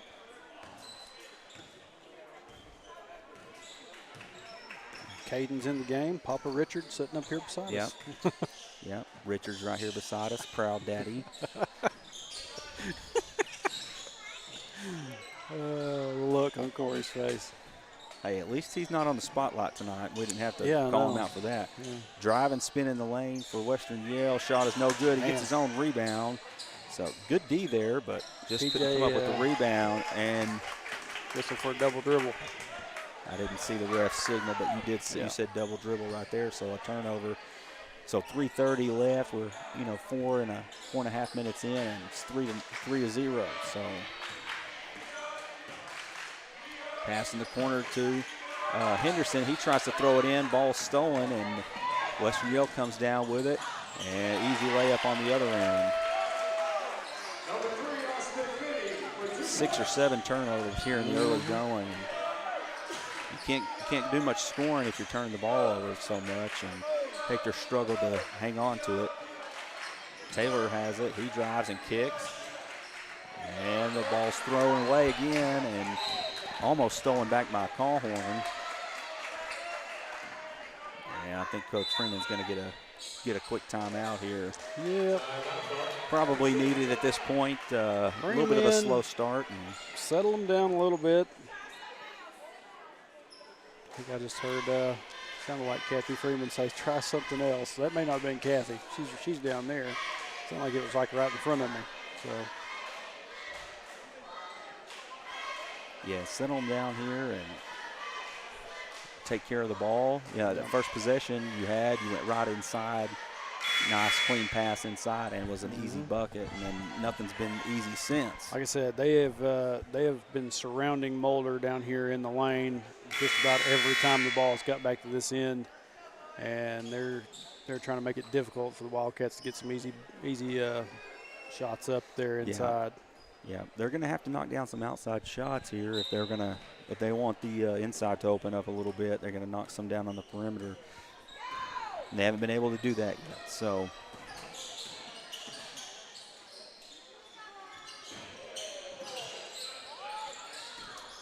Western Yale has the ball, and Hector still in a man-to-man defense.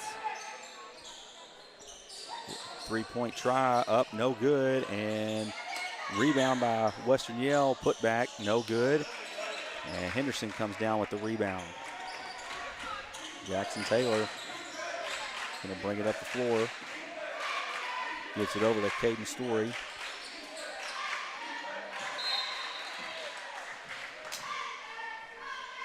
And knocked out of bounds by Western Yale.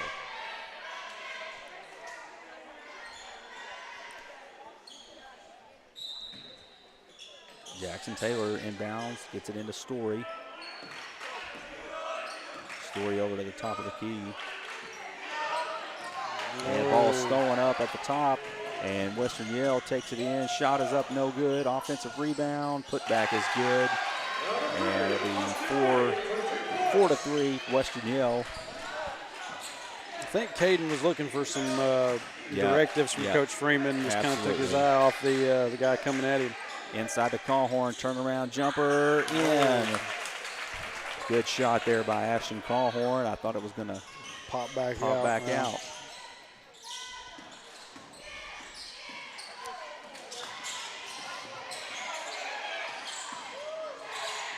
Western Yale, three-point try in the corner is up and good. Drew Minnie knocks down the shot. 7-5 Western Yale. Story has it. And they're going to get a foul call here on number 0, Western Yale. That'll be on Drew Minnie.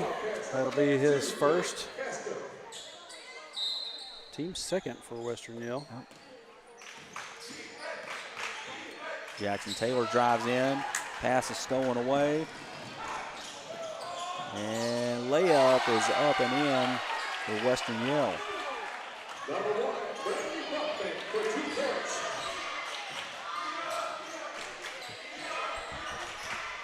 Pass over to Castro in the corner. His pass is tipped and stolen.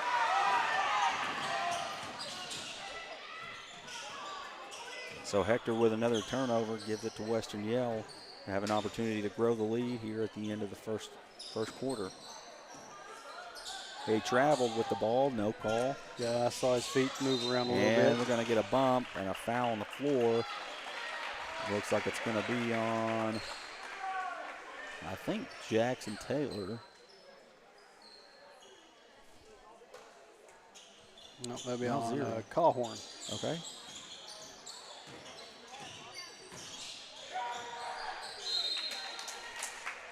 Is that his second foul? Yeah. The Ashton Callhorn second foul. Well, hold up a second. Okay, they finally got that first team foul on there. Okay, yeah, they attribute it to Western Yale. It was, Callhorn's first foul, first team foul for the Wildcats here in the first quarter. Shot is up and good on the drive for Western Yale, 11-5. Jacob Campbell into the game, gets it over to Callhorn. Skip pass to Henderson. Henderson's going to try a three. Shot is no good. He gets his own rebound, drives in, puts up the little runner. It's in at the buzzer. And So a rocky start there for Hector. I bet they had no less than 10 turnovers there in the first half. So it's hard to do some scoring when you're turning the ball over so much. You can't get shots at. Not a very good start. No, neither team really, because both teams had several turnovers apiece. Right. And we were 4.5 minutes into the game before Western Yale scored. Yeah. So their last 3 minutes of the quarter were pretty good, pretty efficient, I think. But we'll settle in here and cut down on the turnovers and get some shots up and get them to fall, hopefully. Yeah. I said, this is the third time Hector and Western Yale have played this season. They should know each other pretty well, know what either team is trying to do. And, Western Yale, like I said, has had a coaching change during the season. Don't know if that is motivating them to play a little bit harder than they have. Wow. I wasn't aware of that. Don't know what happened over there. But the guy that I think it was about a day or so after we last played them, all of a sudden resigned. Wow. So second quarter. So lots of changes for them to overcome. Yeah, I mean that one guy coached both the boys and the girls, so they had to replace. They brought back their longtime girls coach. They had retired. So. Well, and Western Yale started with the ball in the second quarter and turned it over on their first possession. Campbell has the ball, and he's going to bring it up the floor. Henderson has it, gets it to Mulder in the corner. Mulder skip pass to Campbell, and Castell has it in the corner now. Up top to Calhorn. He's going to try a three. Shot is up, no good. Rebound, Western Yale. Western Yale's up the floor in a hurry. Pass is almost stolen away, and then three-point try by Western Yale is up and good. And it's 14-7.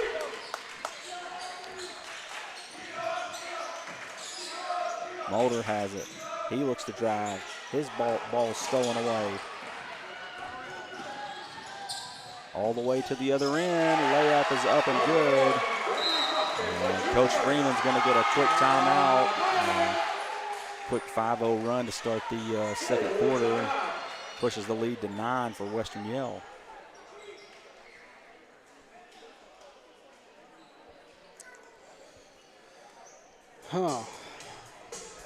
Not much you can say right there. You had a good look from Calhorn. Yeah. He was unable to get the shot to fall, and then they get down to the other end. He almost had the steal. Mm-hmm. And in the process, their guy ended up being wide open. So.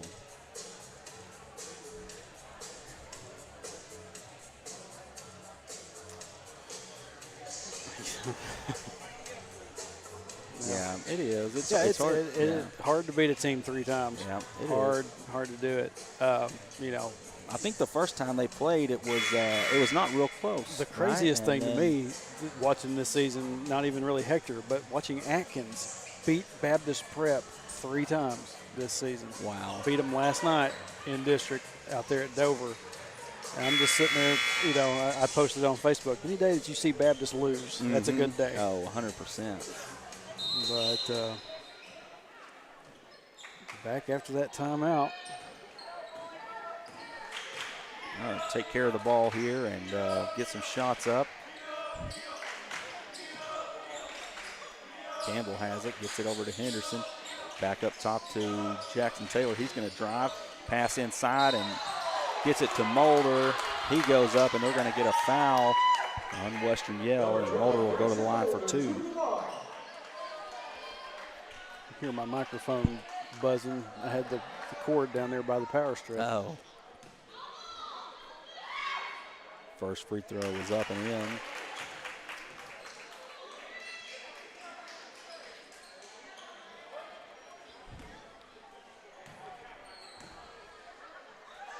Second free throw up, no good. Didn't hit the rim, so that'll go the other way.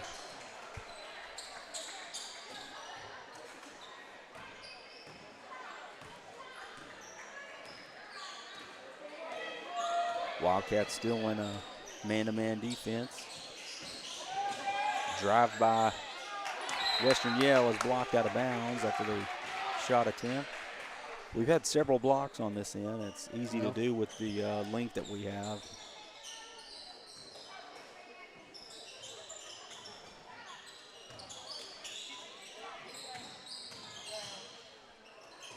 Western Yale drive and kick.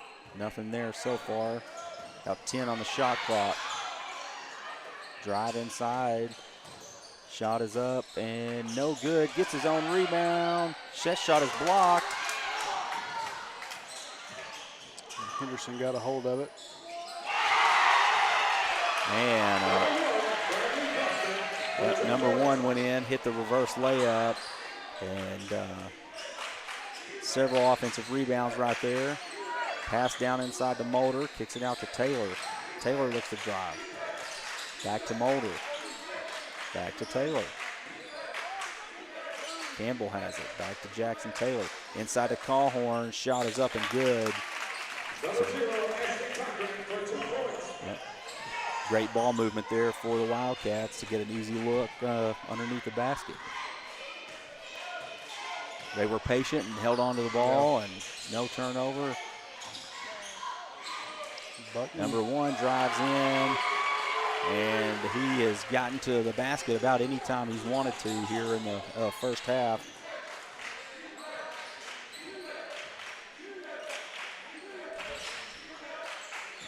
Mulder with the ball, skip past to Taylor, gets it over to Henderson. Skip to Campbell, he's gonna try a three, shot is up, no good. Callhorn with the rebound, his putback no good. Mulder with the rebound, his shot no good. Callhorn has it, he finally gets it to go. Oh, Goodness. if at first you don't succeed. Try 15 dozen times Exactly. after that. Yeah, okay. So good effort there, and on the offensive glass. Now Hector's in a zone defense here, and we're going to get a travel. Yeah, Drew Minnie just showed a little bit of hesitation there. Shuffled his feet a little bit. Yeah. Well, you like to see the effort on the offensive glass, you know, especially when you've been turning the ball over so much, and you need as many attempts as you can, you know. We got Winston Hull checked in. Winston Hull checking into the game. For Jacob Campbell. Hull has it. Pass inside to Callhorn. He puts a shot up and in. So immediately Hull gets into the game and finds Callhorn. Leads cut to 6. Callhorn's keeping us in this one so far. Yep. Hector's in a zone D. 3-point try in the corner, no good. Offensive rebound, put back, no good. And Mulder comes down with the rebound. Mulder got slapped at a little bit, and Mulder threw a hand out himself. Yeah, several times there.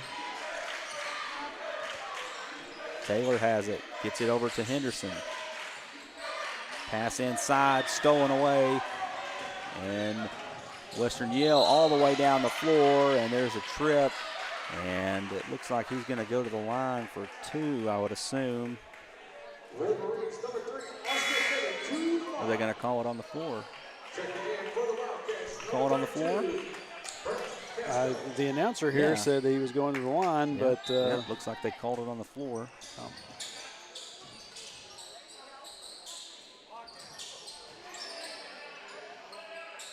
And oh man, he almost had the trap there. Wildcats back in man-to-man defense. Callhorn on the ball.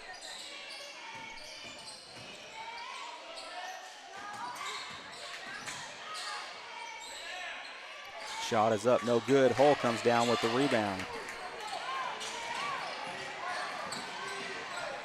Kicks it out to Callhorn. Callhorn has it, and he's going to pull it back out smartly. They didn't really have anything to do there. Hull has it. Pass inside to Callhorn again. Turnaround jumper is good. And that's going to give Western Yale, they're wanting a timeout.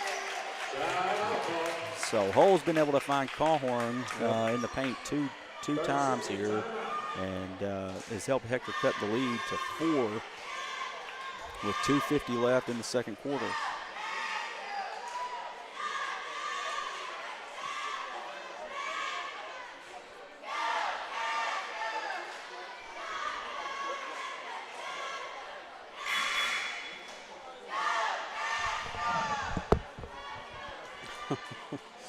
Keith Milton says, let's see if they can call one game right. Oh, man. Keith Milton laughing about Keith in the chat. Yep, Keith was a very good friend of my dad's. Oh, yeah? Yep. Grew up around Keith.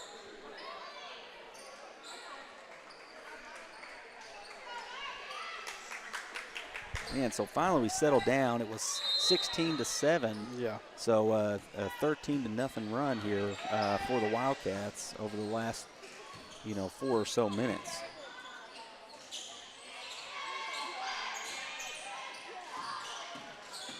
Western Yale, they continue to look to drive and kick. Pass inside, back cut, layup is good. Good design there by Western Yale. Henderson has it on the left side, gets it back up to Taylor. Taylor picks up his dribble, gets it over the hole inside to Callhorn. Gets it to Hull. Hull's going to try for a three. Shot is up, and it's good. I couldn't tell. Friendly bounce there. I couldn't tell on that one, to be honest. Yeah, I think they gave him a 2-point basket on that. Foot may have been on the line. And number one, he drives to the lane, and oh, nope, they changed it to 3 right there, it looks like. Back up to 19. So 24-19 inside to Callhorn. He tries to pass it out, almost stolen, gets it to Hull again. He's going to try for another 3, no good. Henderson with the offensive board. Gets it to Taylor. Over to Castell. Castell's going to try, no good. And it's going to be out of bounds off of Western Yale.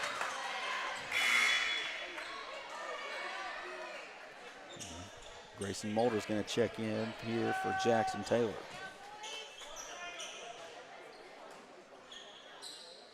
Hull's going to inbound. Gets it in to Henderson. Callhorn has it. Gets it to Castell. Inside to Mulder. He goes up with it. No good. Rebound Western Yale. 1:15 left in the half. Wide open three-point attempt for Western Yale. No good. Callhorn with the rebound.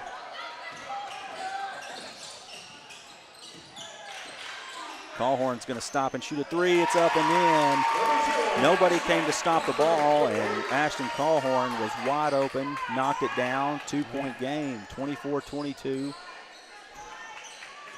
With about 45 seconds left. So Hector's going to get another possession regardless of the clock. Pass is over into the corner for Western Yale. They have 15 on the shot clock. Oh, well. Drive inside, and they threw up a prayer, and it went in on that one. Yeah. So Hector's going to get the last shot here. Pass inside, Callhorn, pump fake. He's going to try another 3. Shot is up, no good. Rebound by Western Yale. They get it ahead. Layup is up and in, 28-22. 4 seconds to go. Henderson brings it up the floor, puts up the shot, no good. So not an ideal ending there. After you cut it to 2, you give up two quick buckets. Yep. And unable to convert on one end. So 6-point lead here for Western Yale as we go into halftime. 10-minute break in between. Yep, they give 10 minutes here at Lavaca, which is a little bit different than what we usually see. Got the cheerleaders coming out. Keep it here on them.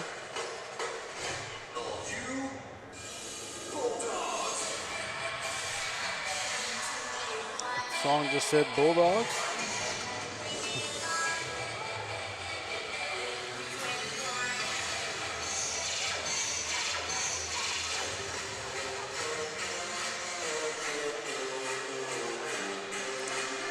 Yeah, not the best first half in the world for Wildcats, but I mean, they're still in it. Yeah, and I don't imagine they're going to come out in the second half and have another repeat of the first quarter. Yeah, I mean, you can't. No, for one, but you cannot. I bet Coach Freeman bet Coach Freeman tears into them a little bit in there in that locker room. But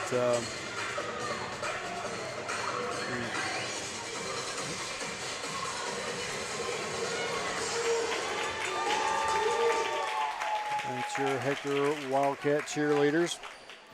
Said about 8 minutes and 35 seconds left here in the halftime break. We're going to kick it out to ads, and we'll see y'all for the second half here just in a little bit. Stay with us right here on Cat TV.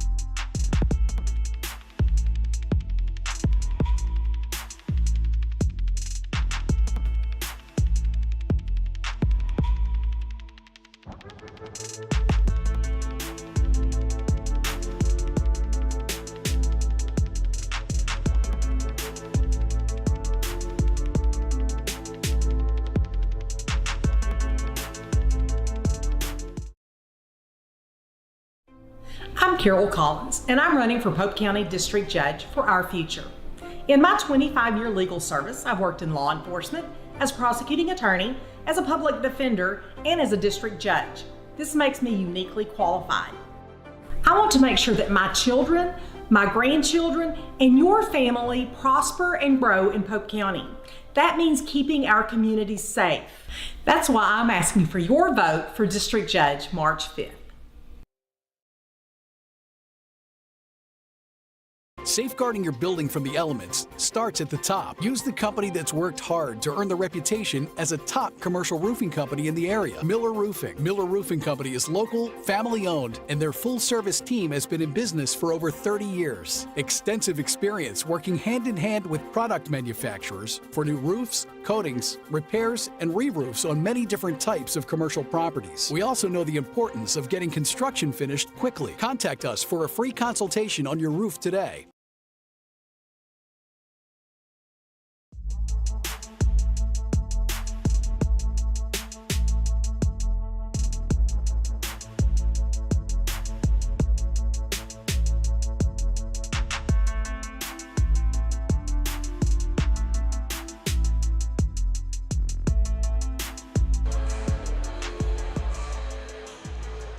All right, welcome back to Lavaca for the start of the second half here of the senior high boys matchup. Western Yale is coming out with a little bit more fire than we've seen out of them in the previous two encounters here in this junior high district tournament. I'm still living in last week. Still living in last week at Mansfield. Yeah, that's PTSD. Well, they've been able to get to the rim almost at will. A lot of they've hit a couple of threes here and there, but they have also hit a lot of layups in the first half. So Wildcat ball to start this second half. Taylor has it, and we're going to get a stoppage of play. Clock's still running.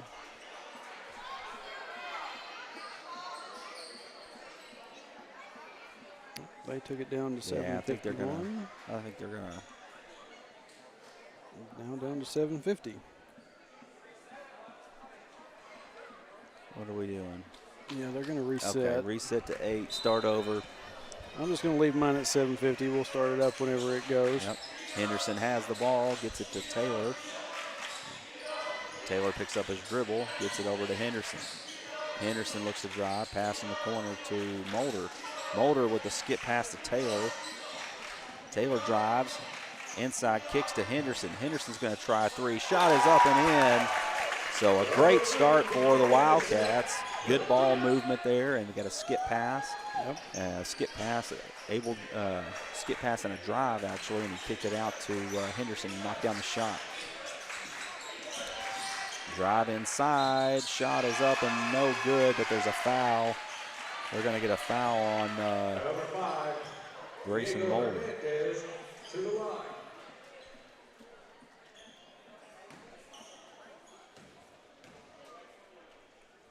First shot is up, no good.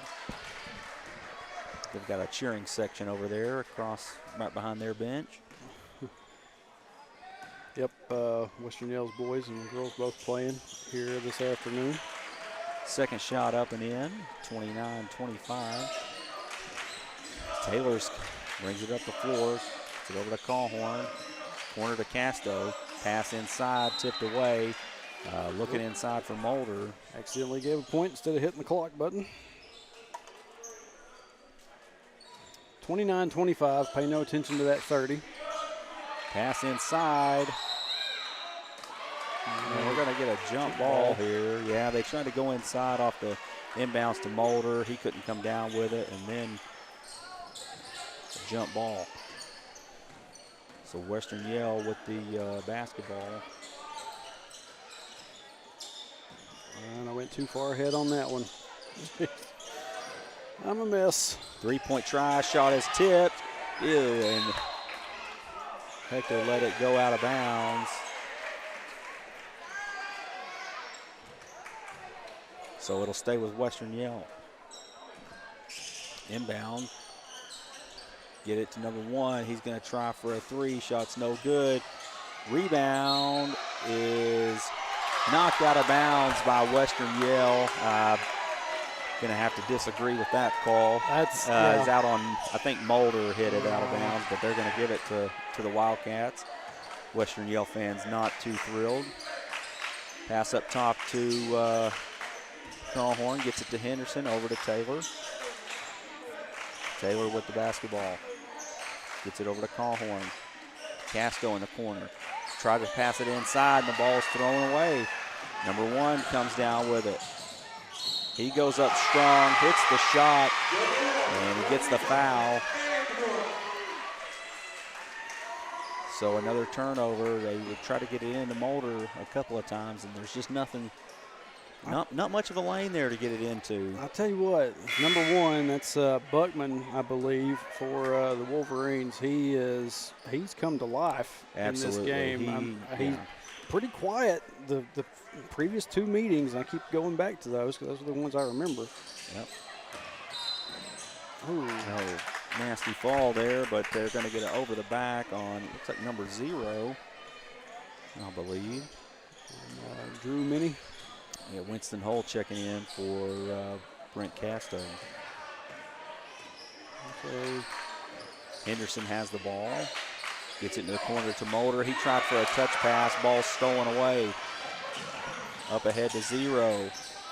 He's going to shot fake and pass inside to number 5. Kicks it out to 0. Shot is tipped and out of bounds. It'll stay with Western Yale.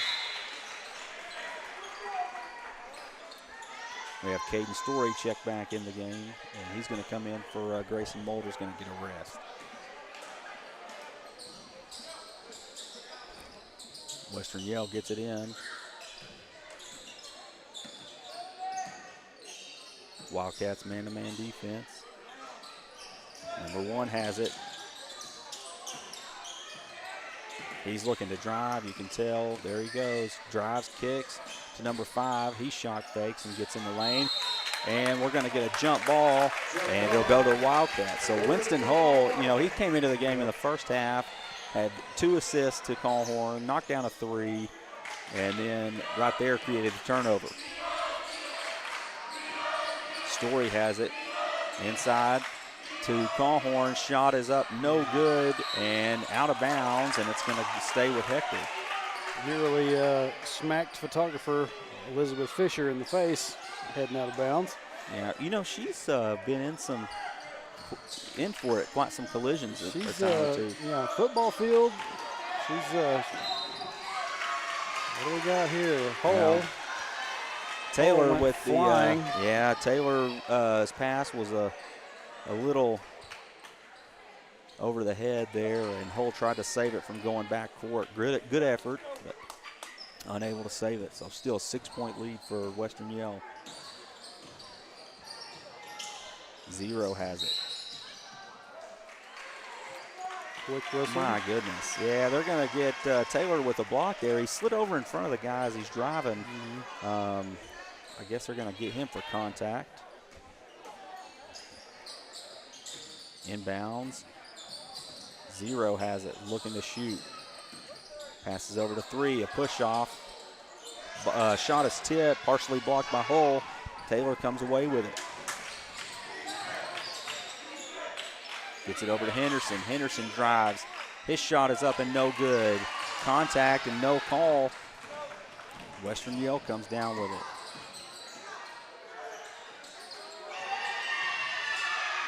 Shot is blocked from behind by Ashton Calhorn. Tried a reverse layup and it didn't go well. Taylor picks up his dribble, gets it over to Hull, puts the shot up and in. Winston Hull, 2 points. It gets him up to, I think, 5. So a 4-point game. Wildcats need to continue to get stops here. Number 1 has it, looks to drive. He kicks to 0. He drives.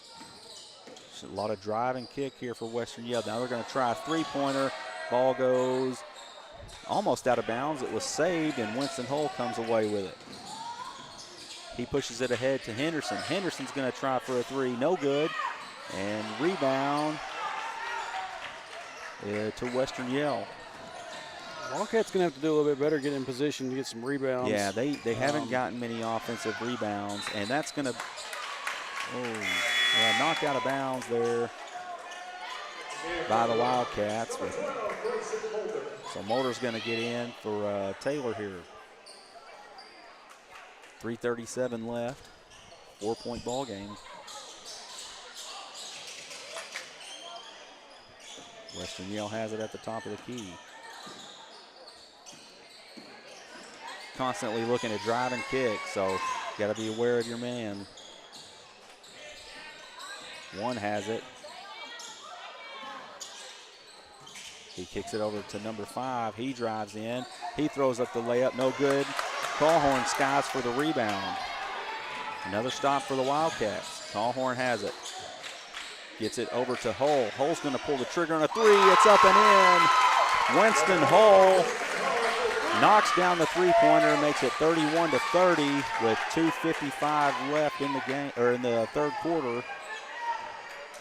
That gets him up to about 8 points, I believe. Several assists. Number 1 has it.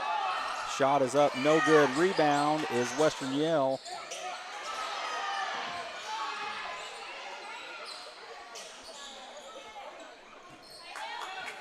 Trey, I never know if I'm being too loud on some of these calls. I hear that feedback in the ear. It's not something that comes over the stream. Okay, it's just something with the headset, I think.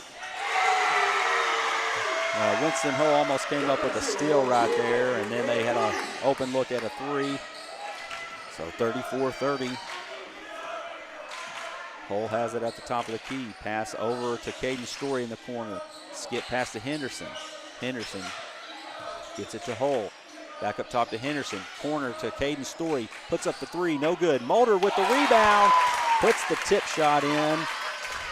Makes it 34-32. Number 1's going to drive in, and he's going to get fouled. Coach Freeman's wanting to travel. They're going to get a foul call here. Who's the foul on there, Trey? Callhorn. Yep, number 0, Ashton Callhorn. It'll be Callhorn's second. Team 4th. 1 has it. He's still looking to drive just about every time he touches the ball. They've kind of held him in check here. Ball stolen away. Mulder comes up with it, gets it to Callhorn. Oh, and he's hit from behind, and we're going to get a foul right there. So good defense, and I think they've held him in check for the most part in the third quarter here. Yep. So Henderson's been on him most of the game, and most of the third quarter at least. Done a good job. Pass over to Hull on the left side. Gets it to Caden Story. Gets it to Henderson. Back up top to Hull. Hull's going to try another 3. Shot is up, in and out, no good. And Western Yale comes down with the rebound. Head to number 11. Layup is up, no good. Second shot is blocked by Mulder. Mulder passed to Callhorn off of Callhorn's foot. And we'll get a foul. Man. So great recovery D right there. Couldn't quite come down with it. And then off the side of Callhorn's leg, and then just right there to number 1, just happened to be right there for it to come off of his foot. And then we'll get a foul here. Now that foul will be on Grayson Mulder. That'll be Grayson's second, and that gets Hector up to 5 team fouls. So Western Yale will go to the line and shoot 2. Yep, next 58 seconds. Any fouls that are not offensive.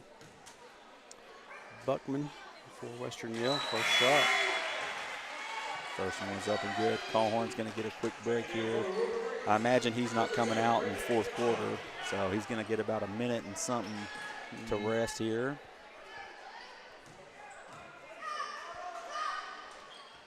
Second free throw is up and in. Back to a 4-point game. 36-32, 55 seconds left in the third quarter. Taylor has it, gets it over to Hull. Hull pass almost out of bounds. Caden Story gets it inside to Mulder. His shot, he had the ball stripped. And ball stolen away. Western Yale with it. drive inside, and we are going to get a travel with 35 seconds left. He tried to do a little jump stop there and traveled with the ball. So shot clock should be turned off for this final shot. Well, there's 30. I mean, there's about a 1 second differential. Okay. Maybe less than a full second. Maybe less than a full second. So hopefully it's the last shot either way. Yeah. Wildcats looking like they're going to hold for the last shot. Hull has it. He gets it to Henderson. Over to Taylor. Skip pass to Hull. He's going to fire a three. Shot is no good. And we are going to get a foul. Pushing the back. I think they're going to get Caden Story for a push there. So we're trying to get Hull another look there. He's knocked down a couple of shots. Well, I guess they're getting free throws out of this. My goodness. Austin Minnie will go to the line for Western Yale.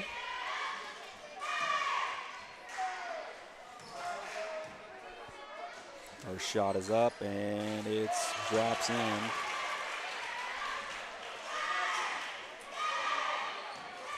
So 4.4 seconds left. Got to get it down in a hurry. Try to get a shot up. Second free throw is up and good.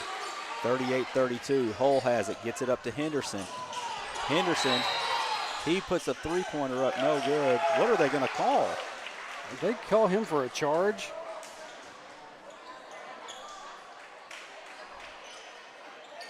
Yeah, I think they got Henderson. Probably got Henderson with a charge. My goodness. Actually, they haven't put up a foul. No, I think they may have said he stepped out of bounds or Never something. mind. But, well, after all that, still a 6-point lead here for Western Yale.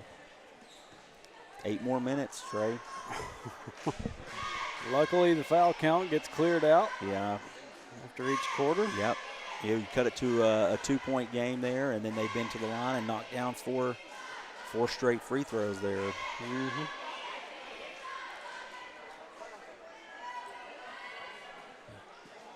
So much like with the girls earlier, this is, I think we've already talked about it, probably in this one as well. This is win or go home. If you don't survive this one, your season is done. And that's all there is to it. Yeah. You gotta dig down here for this last 8 minutes. Yep. Let's cheer on the boys. It's the fourth quarter. Wow, we have some animated announcer here. He's I'm glad I'm not the only one that talks about him. oh no, hey, I like his enthusiasm. Trying to get the crowd into it here, you know.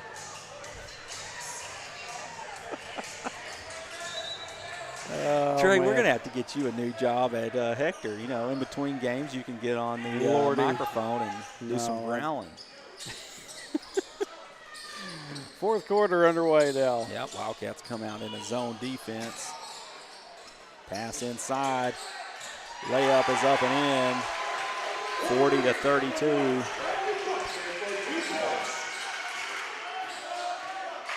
I'm telling you, Buckman has lit the Wildcats up today. Henderson gets it over to Taylor, and his skip pass to Hull. Not sure. Henderson in the corner is going to try for a three. Up and in. And Coach Freeman wants a quick timeout. I don't think he liked what he saw in that opening defensive possession, and he's going to try to get some things corrected here. Man, so rapid fire to start the fourth quarter. Quick 2-point basket there by the Wolverines, and then Henderson comes down on the other end, knocks down a three. Yeah, Henderson finally found that shot. Yeah. I've seen him try a few already. Couldn't get him to fall. Got that one. Cuts the lead down to 5 for the Wolverines. Yep. 7:19 to go.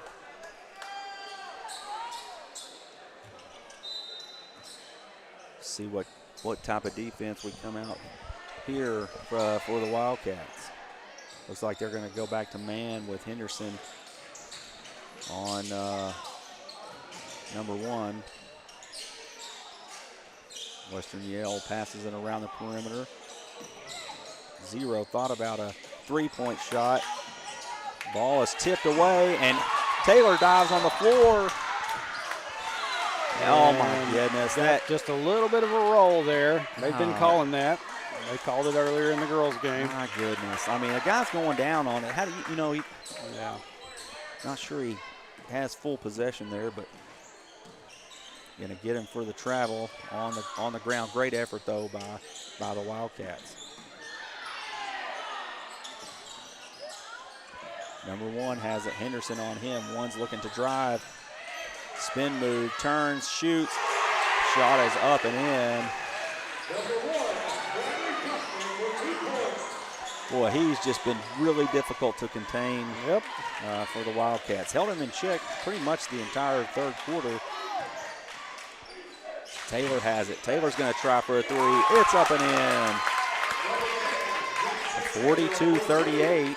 So the Wildcats have been able to knock down a couple of three-pointers. One's looking to drive. Stolen away by Henderson. Henderson's going to drive in. Layup is up and in. 42-40. Wildcats have cut it to 2 here with 6 minutes to go. So great defense right there by P.J. Henderson. Well, unfortunately, didn't get any of that with that replay going. Three's going to drive. His shot is up. It's blocked. Gets his own rebound. Puts it back up and in. Austin Minnie puts the putback up and in. He stuck with it after getting a shot blocked right there. Cahlhorn has it. Gets it over to Taylor. Taylor gets it inside to Casto. Casto back out to Taylor. Kicks it to Henderson. Corner to Cahlhorn. He's going to try a three. No good. And Minnie comes down with it and saves it. So Western Yale has it 44-40. 5 minutes, 10 seconds to go. In the corner for Western Yale. Skip pass. In the corner to number 1. Shot is up, no good. And Casto comes down with the rebound. Gets it to Jackson Taylor. Another chance for Hector to cut into the lead. Cahlhorn has it, back up to Taylor. Gets it to Henderson. They lob it down in to Cahlhorn. Catches the pass, puts it up and in. 44-42. It's getting a little bit tense in here. You can kind of feel it a little bit from both sides. Yep. Wildcats in a zone. 3-point try, no good. Oh, my Lord.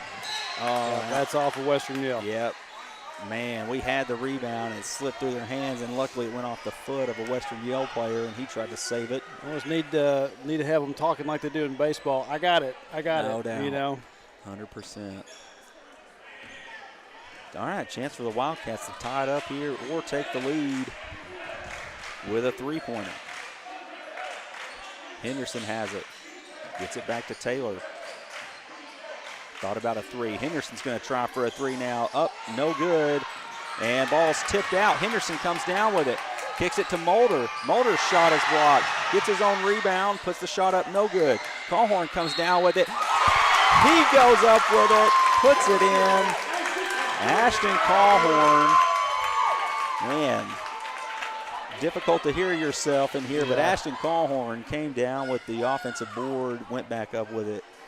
Hit the bucket. Now he has a chance to give the Wildcats the lead. Shot is up and in. 45-44. Wildcats take the lead. One of the first leads that the Wildcats have had in this game. I think probably since about that first bucket they made to start the game. Yep. They led 3-0 for a while and then haven't had it since. So Wildcats in a zone D here. Western Yale drives, puts up the shot, no good. Rebound, Cahlhorn. Cahlhorn has to be strong with it. Gets it over up to Taylor. Taylor's going to push it ahead. He drives all the way in. Kicks to Henderson. Henderson, three-point try, no good. Cahlhorn comes up with it. He goes up for the shot, and he is fouled.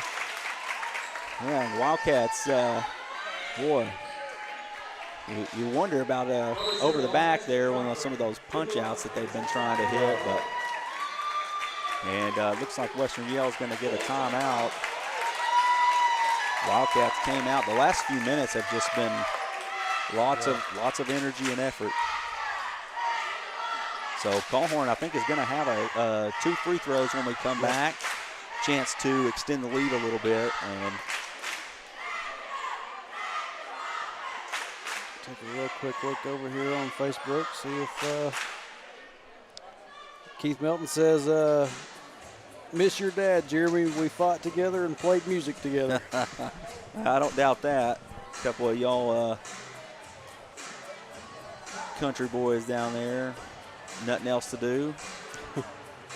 63 watching on Facebook. Got about 53 over on YouTube side of things. That's a pretty big number. Appreciate y'all for joining us. Wherever you're from, if you're from Hector, if you're from Western Yale, if you're from anywhere else, except for like Mansfield and Lavaca. We don't need you here. We're just kidding. That's just a joke. Just a joke. Saw my dad in the chat too. Glad he's able to tune in.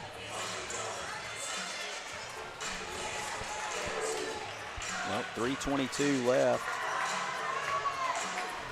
Colhorn, a couple of big free throws right here. You push it to 3, and maybe they come down and take an ill-advised shot. We get the rebound, able to extend it even further. So first free throw is up and no good.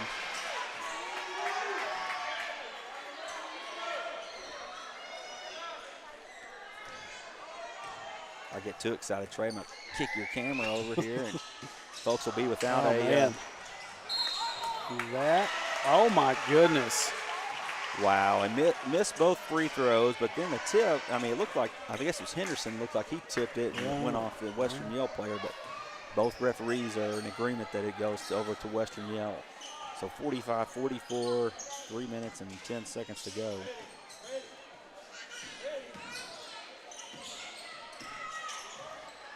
Wildcats still in his zone. Number 11's going to try for a 3. It's up and good. 47-45. 2 minutes and 50 seconds left. Jackson Taylor has it, gets it to Henderson. Back up top to Taylor. They're going to throw it back and forth to each other here. Taylor has it again, looks to drive, spin. Shot is up, no good. And rebounded by Western Yale. Western Yale is going to bring it up the floor, number 1. Zone defense here for the Wildcats. Number 11, he's going to try for another 3. That shot is no good. Knocked almost out of bounds and saved and Mulder comes away with it. Jackson Taylor has it. Approaching 2 minutes to play. Colhorn has it, kicks it out to Taylor. Pass over to Henderson. Up top to Colhorn underneath. They've ran that play a couple of times. And we're tied back up, 47 all. 1:56 to go. Timeout by Coach Freeman. Yep.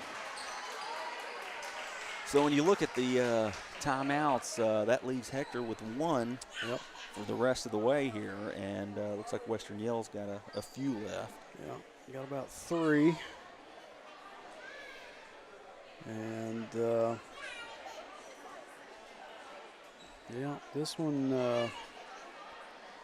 I got to tell you, I'm kind of shocked and surprised, but hey, I'm going to give kudos to Western Yale. This is the most fiery that we have seen them play, especially in Hector and Western Yale games this season.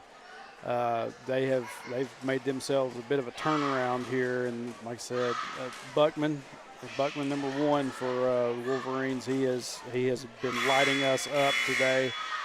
You got the. I'd be curious to know about how many points he's got in the game. Probably over 20, I would say.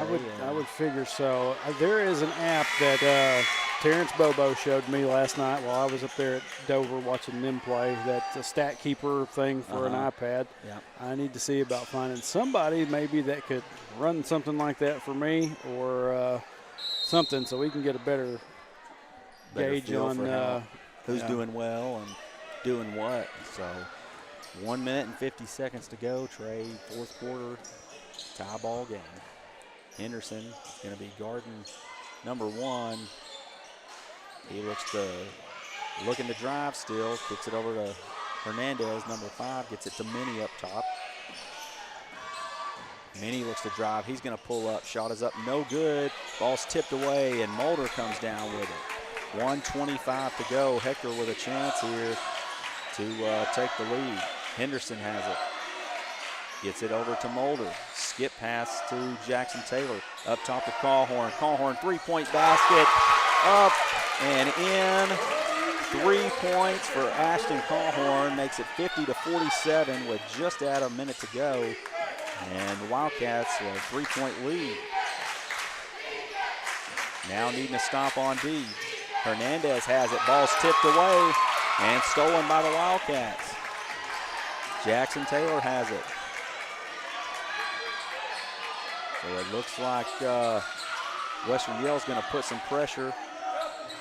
Callhorn has it up top now. Gets it over to Taylor. Gets it into Mulder. Mulder looks, finds Henderson underneath. He goes up for the shot, and he is fouled. I think they're going to call it on the floor. Number 3, P.J. Henderson to the line. Yeah, PJ thought he went up. I thought he was going up Well, with the shot, the announcer too. in here thinks he was going up with it. He And said he was going to go to the line. They But called it on the floor. Henderson gets it into Callhorn. 30 seconds left. Wildcats really don't have to do anything with it but keep up with it. Timeout, though. Full timeout. full timeout by I think it's Hector? Yep. I think that's our last timeout. 28 seconds to go. You got to hang on to the ball here. You got to get it inbounded. Can't call a timeout. So you got to have a good play drawn up here to get it in bounds and then wait for the foul, knock down the free throws.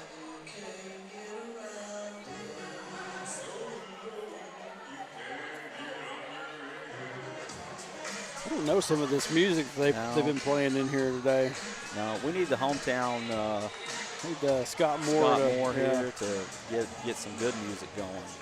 I do see some people trying to move to the music. I was going to say dance, but I'll just say trying to move. Trying to move to the music. Those of us who don't have dancing feet and just kind of have to bob back and forth. Yeah, that would be me. So 28 seconds to go, 50-47. This lead holds out. Wildcats will go to the next round. I believe the next round is Lavaca. Yeah, it'll be Lavaca on their home court on Thursday if Wildcats can hang on. Need an inbounds play here. Hang on to it. All right, Henderson's going to inbound it for the Wildcats. Pass inside to Taylor, and he's pushed. Pushed at the half-court line there. So that'll be the fourth team foul. So they still have one more foul to give. Yep. Inbounds to Callhorn. Callhorn has it, and he's fouled. So he'll go to the line for two shots here. And just looking at the foul count over there. Five team fouls for Western Yale to 0 team fouls for Hector. That little lopsided. Yeah. First free throw was up and in. It was lopsided the other direction earlier in the game. Well, and they've just given 3 fouls, so it wasn't like it was huge before that. Really 2-0, and then or maybe even 1-0 because they've had 3 or 4 fouls on this possession to give. Second free throw is no good. 51-47. Western Yale comes down with it. Drives into the lane. Layup is up and in. 51-49. We're down to 17 seconds. Yep, Get 17. that adjusted on my clock. 17.4, 2-point ball game.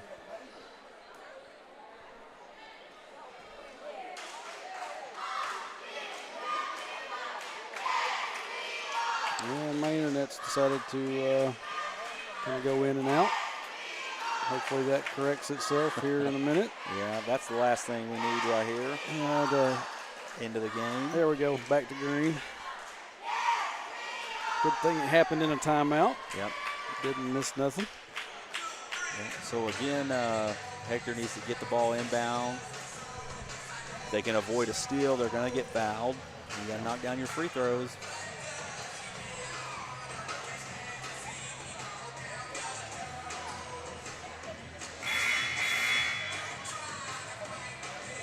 I see Mark Taylor down here at the by the entryway.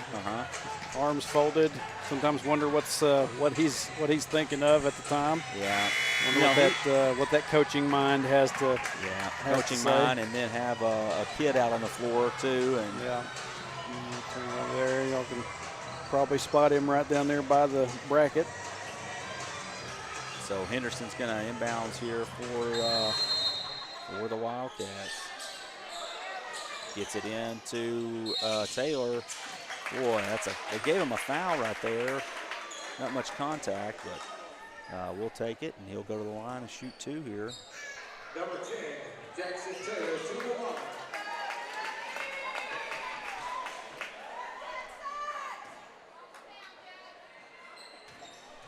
And now bumping back down into the red.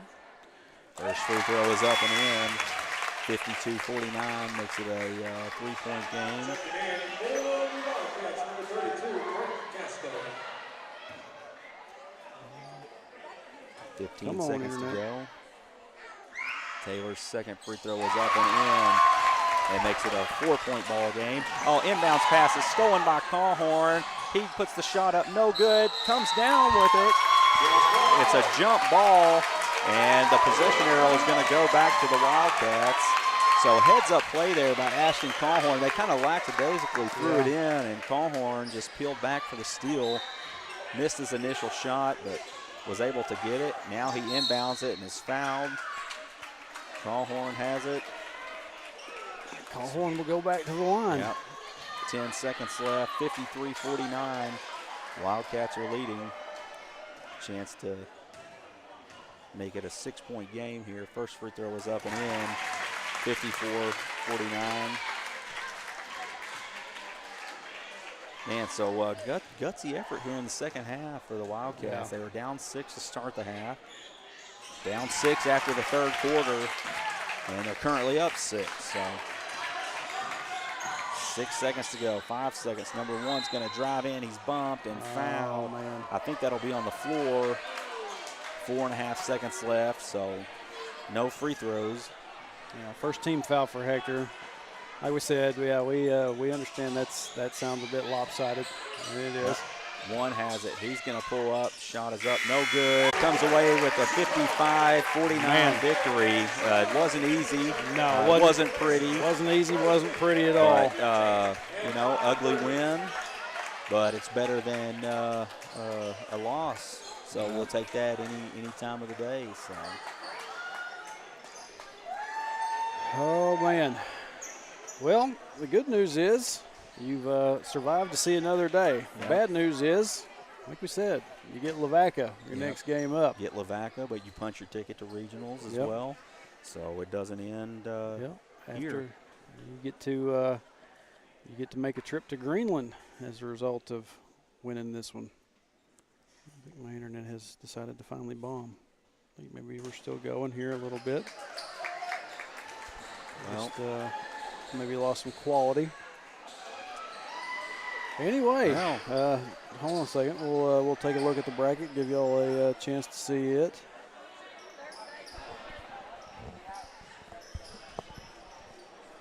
And there it is. Wildcats moving on.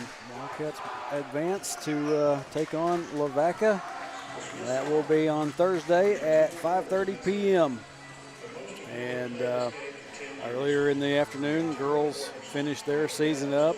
So boys are what we got coming up for the next little bit. Yep. So, Yep. well, Jeremy, I'm glad you were able to make it out here. Yep. To do this one with me Hopefully today. I'll be back on Thursday. We'll see. Yep. See how the work schedule goes. Working, about 2.5 hours away from here or more. Yep. We'll see. But I appreciate you having me on again. Yep. But, all right, well, that's going to do it for us from Lavaca today. Going to get everything packed up and headed out. And we will see y'all again Thursday at 5:30 as the Wildcats take on the Lavaca Golden Arrows in the quarterfinals of district tournament here in Lavaca. Till then, everybody have a good night. Yep. And go Wildcats.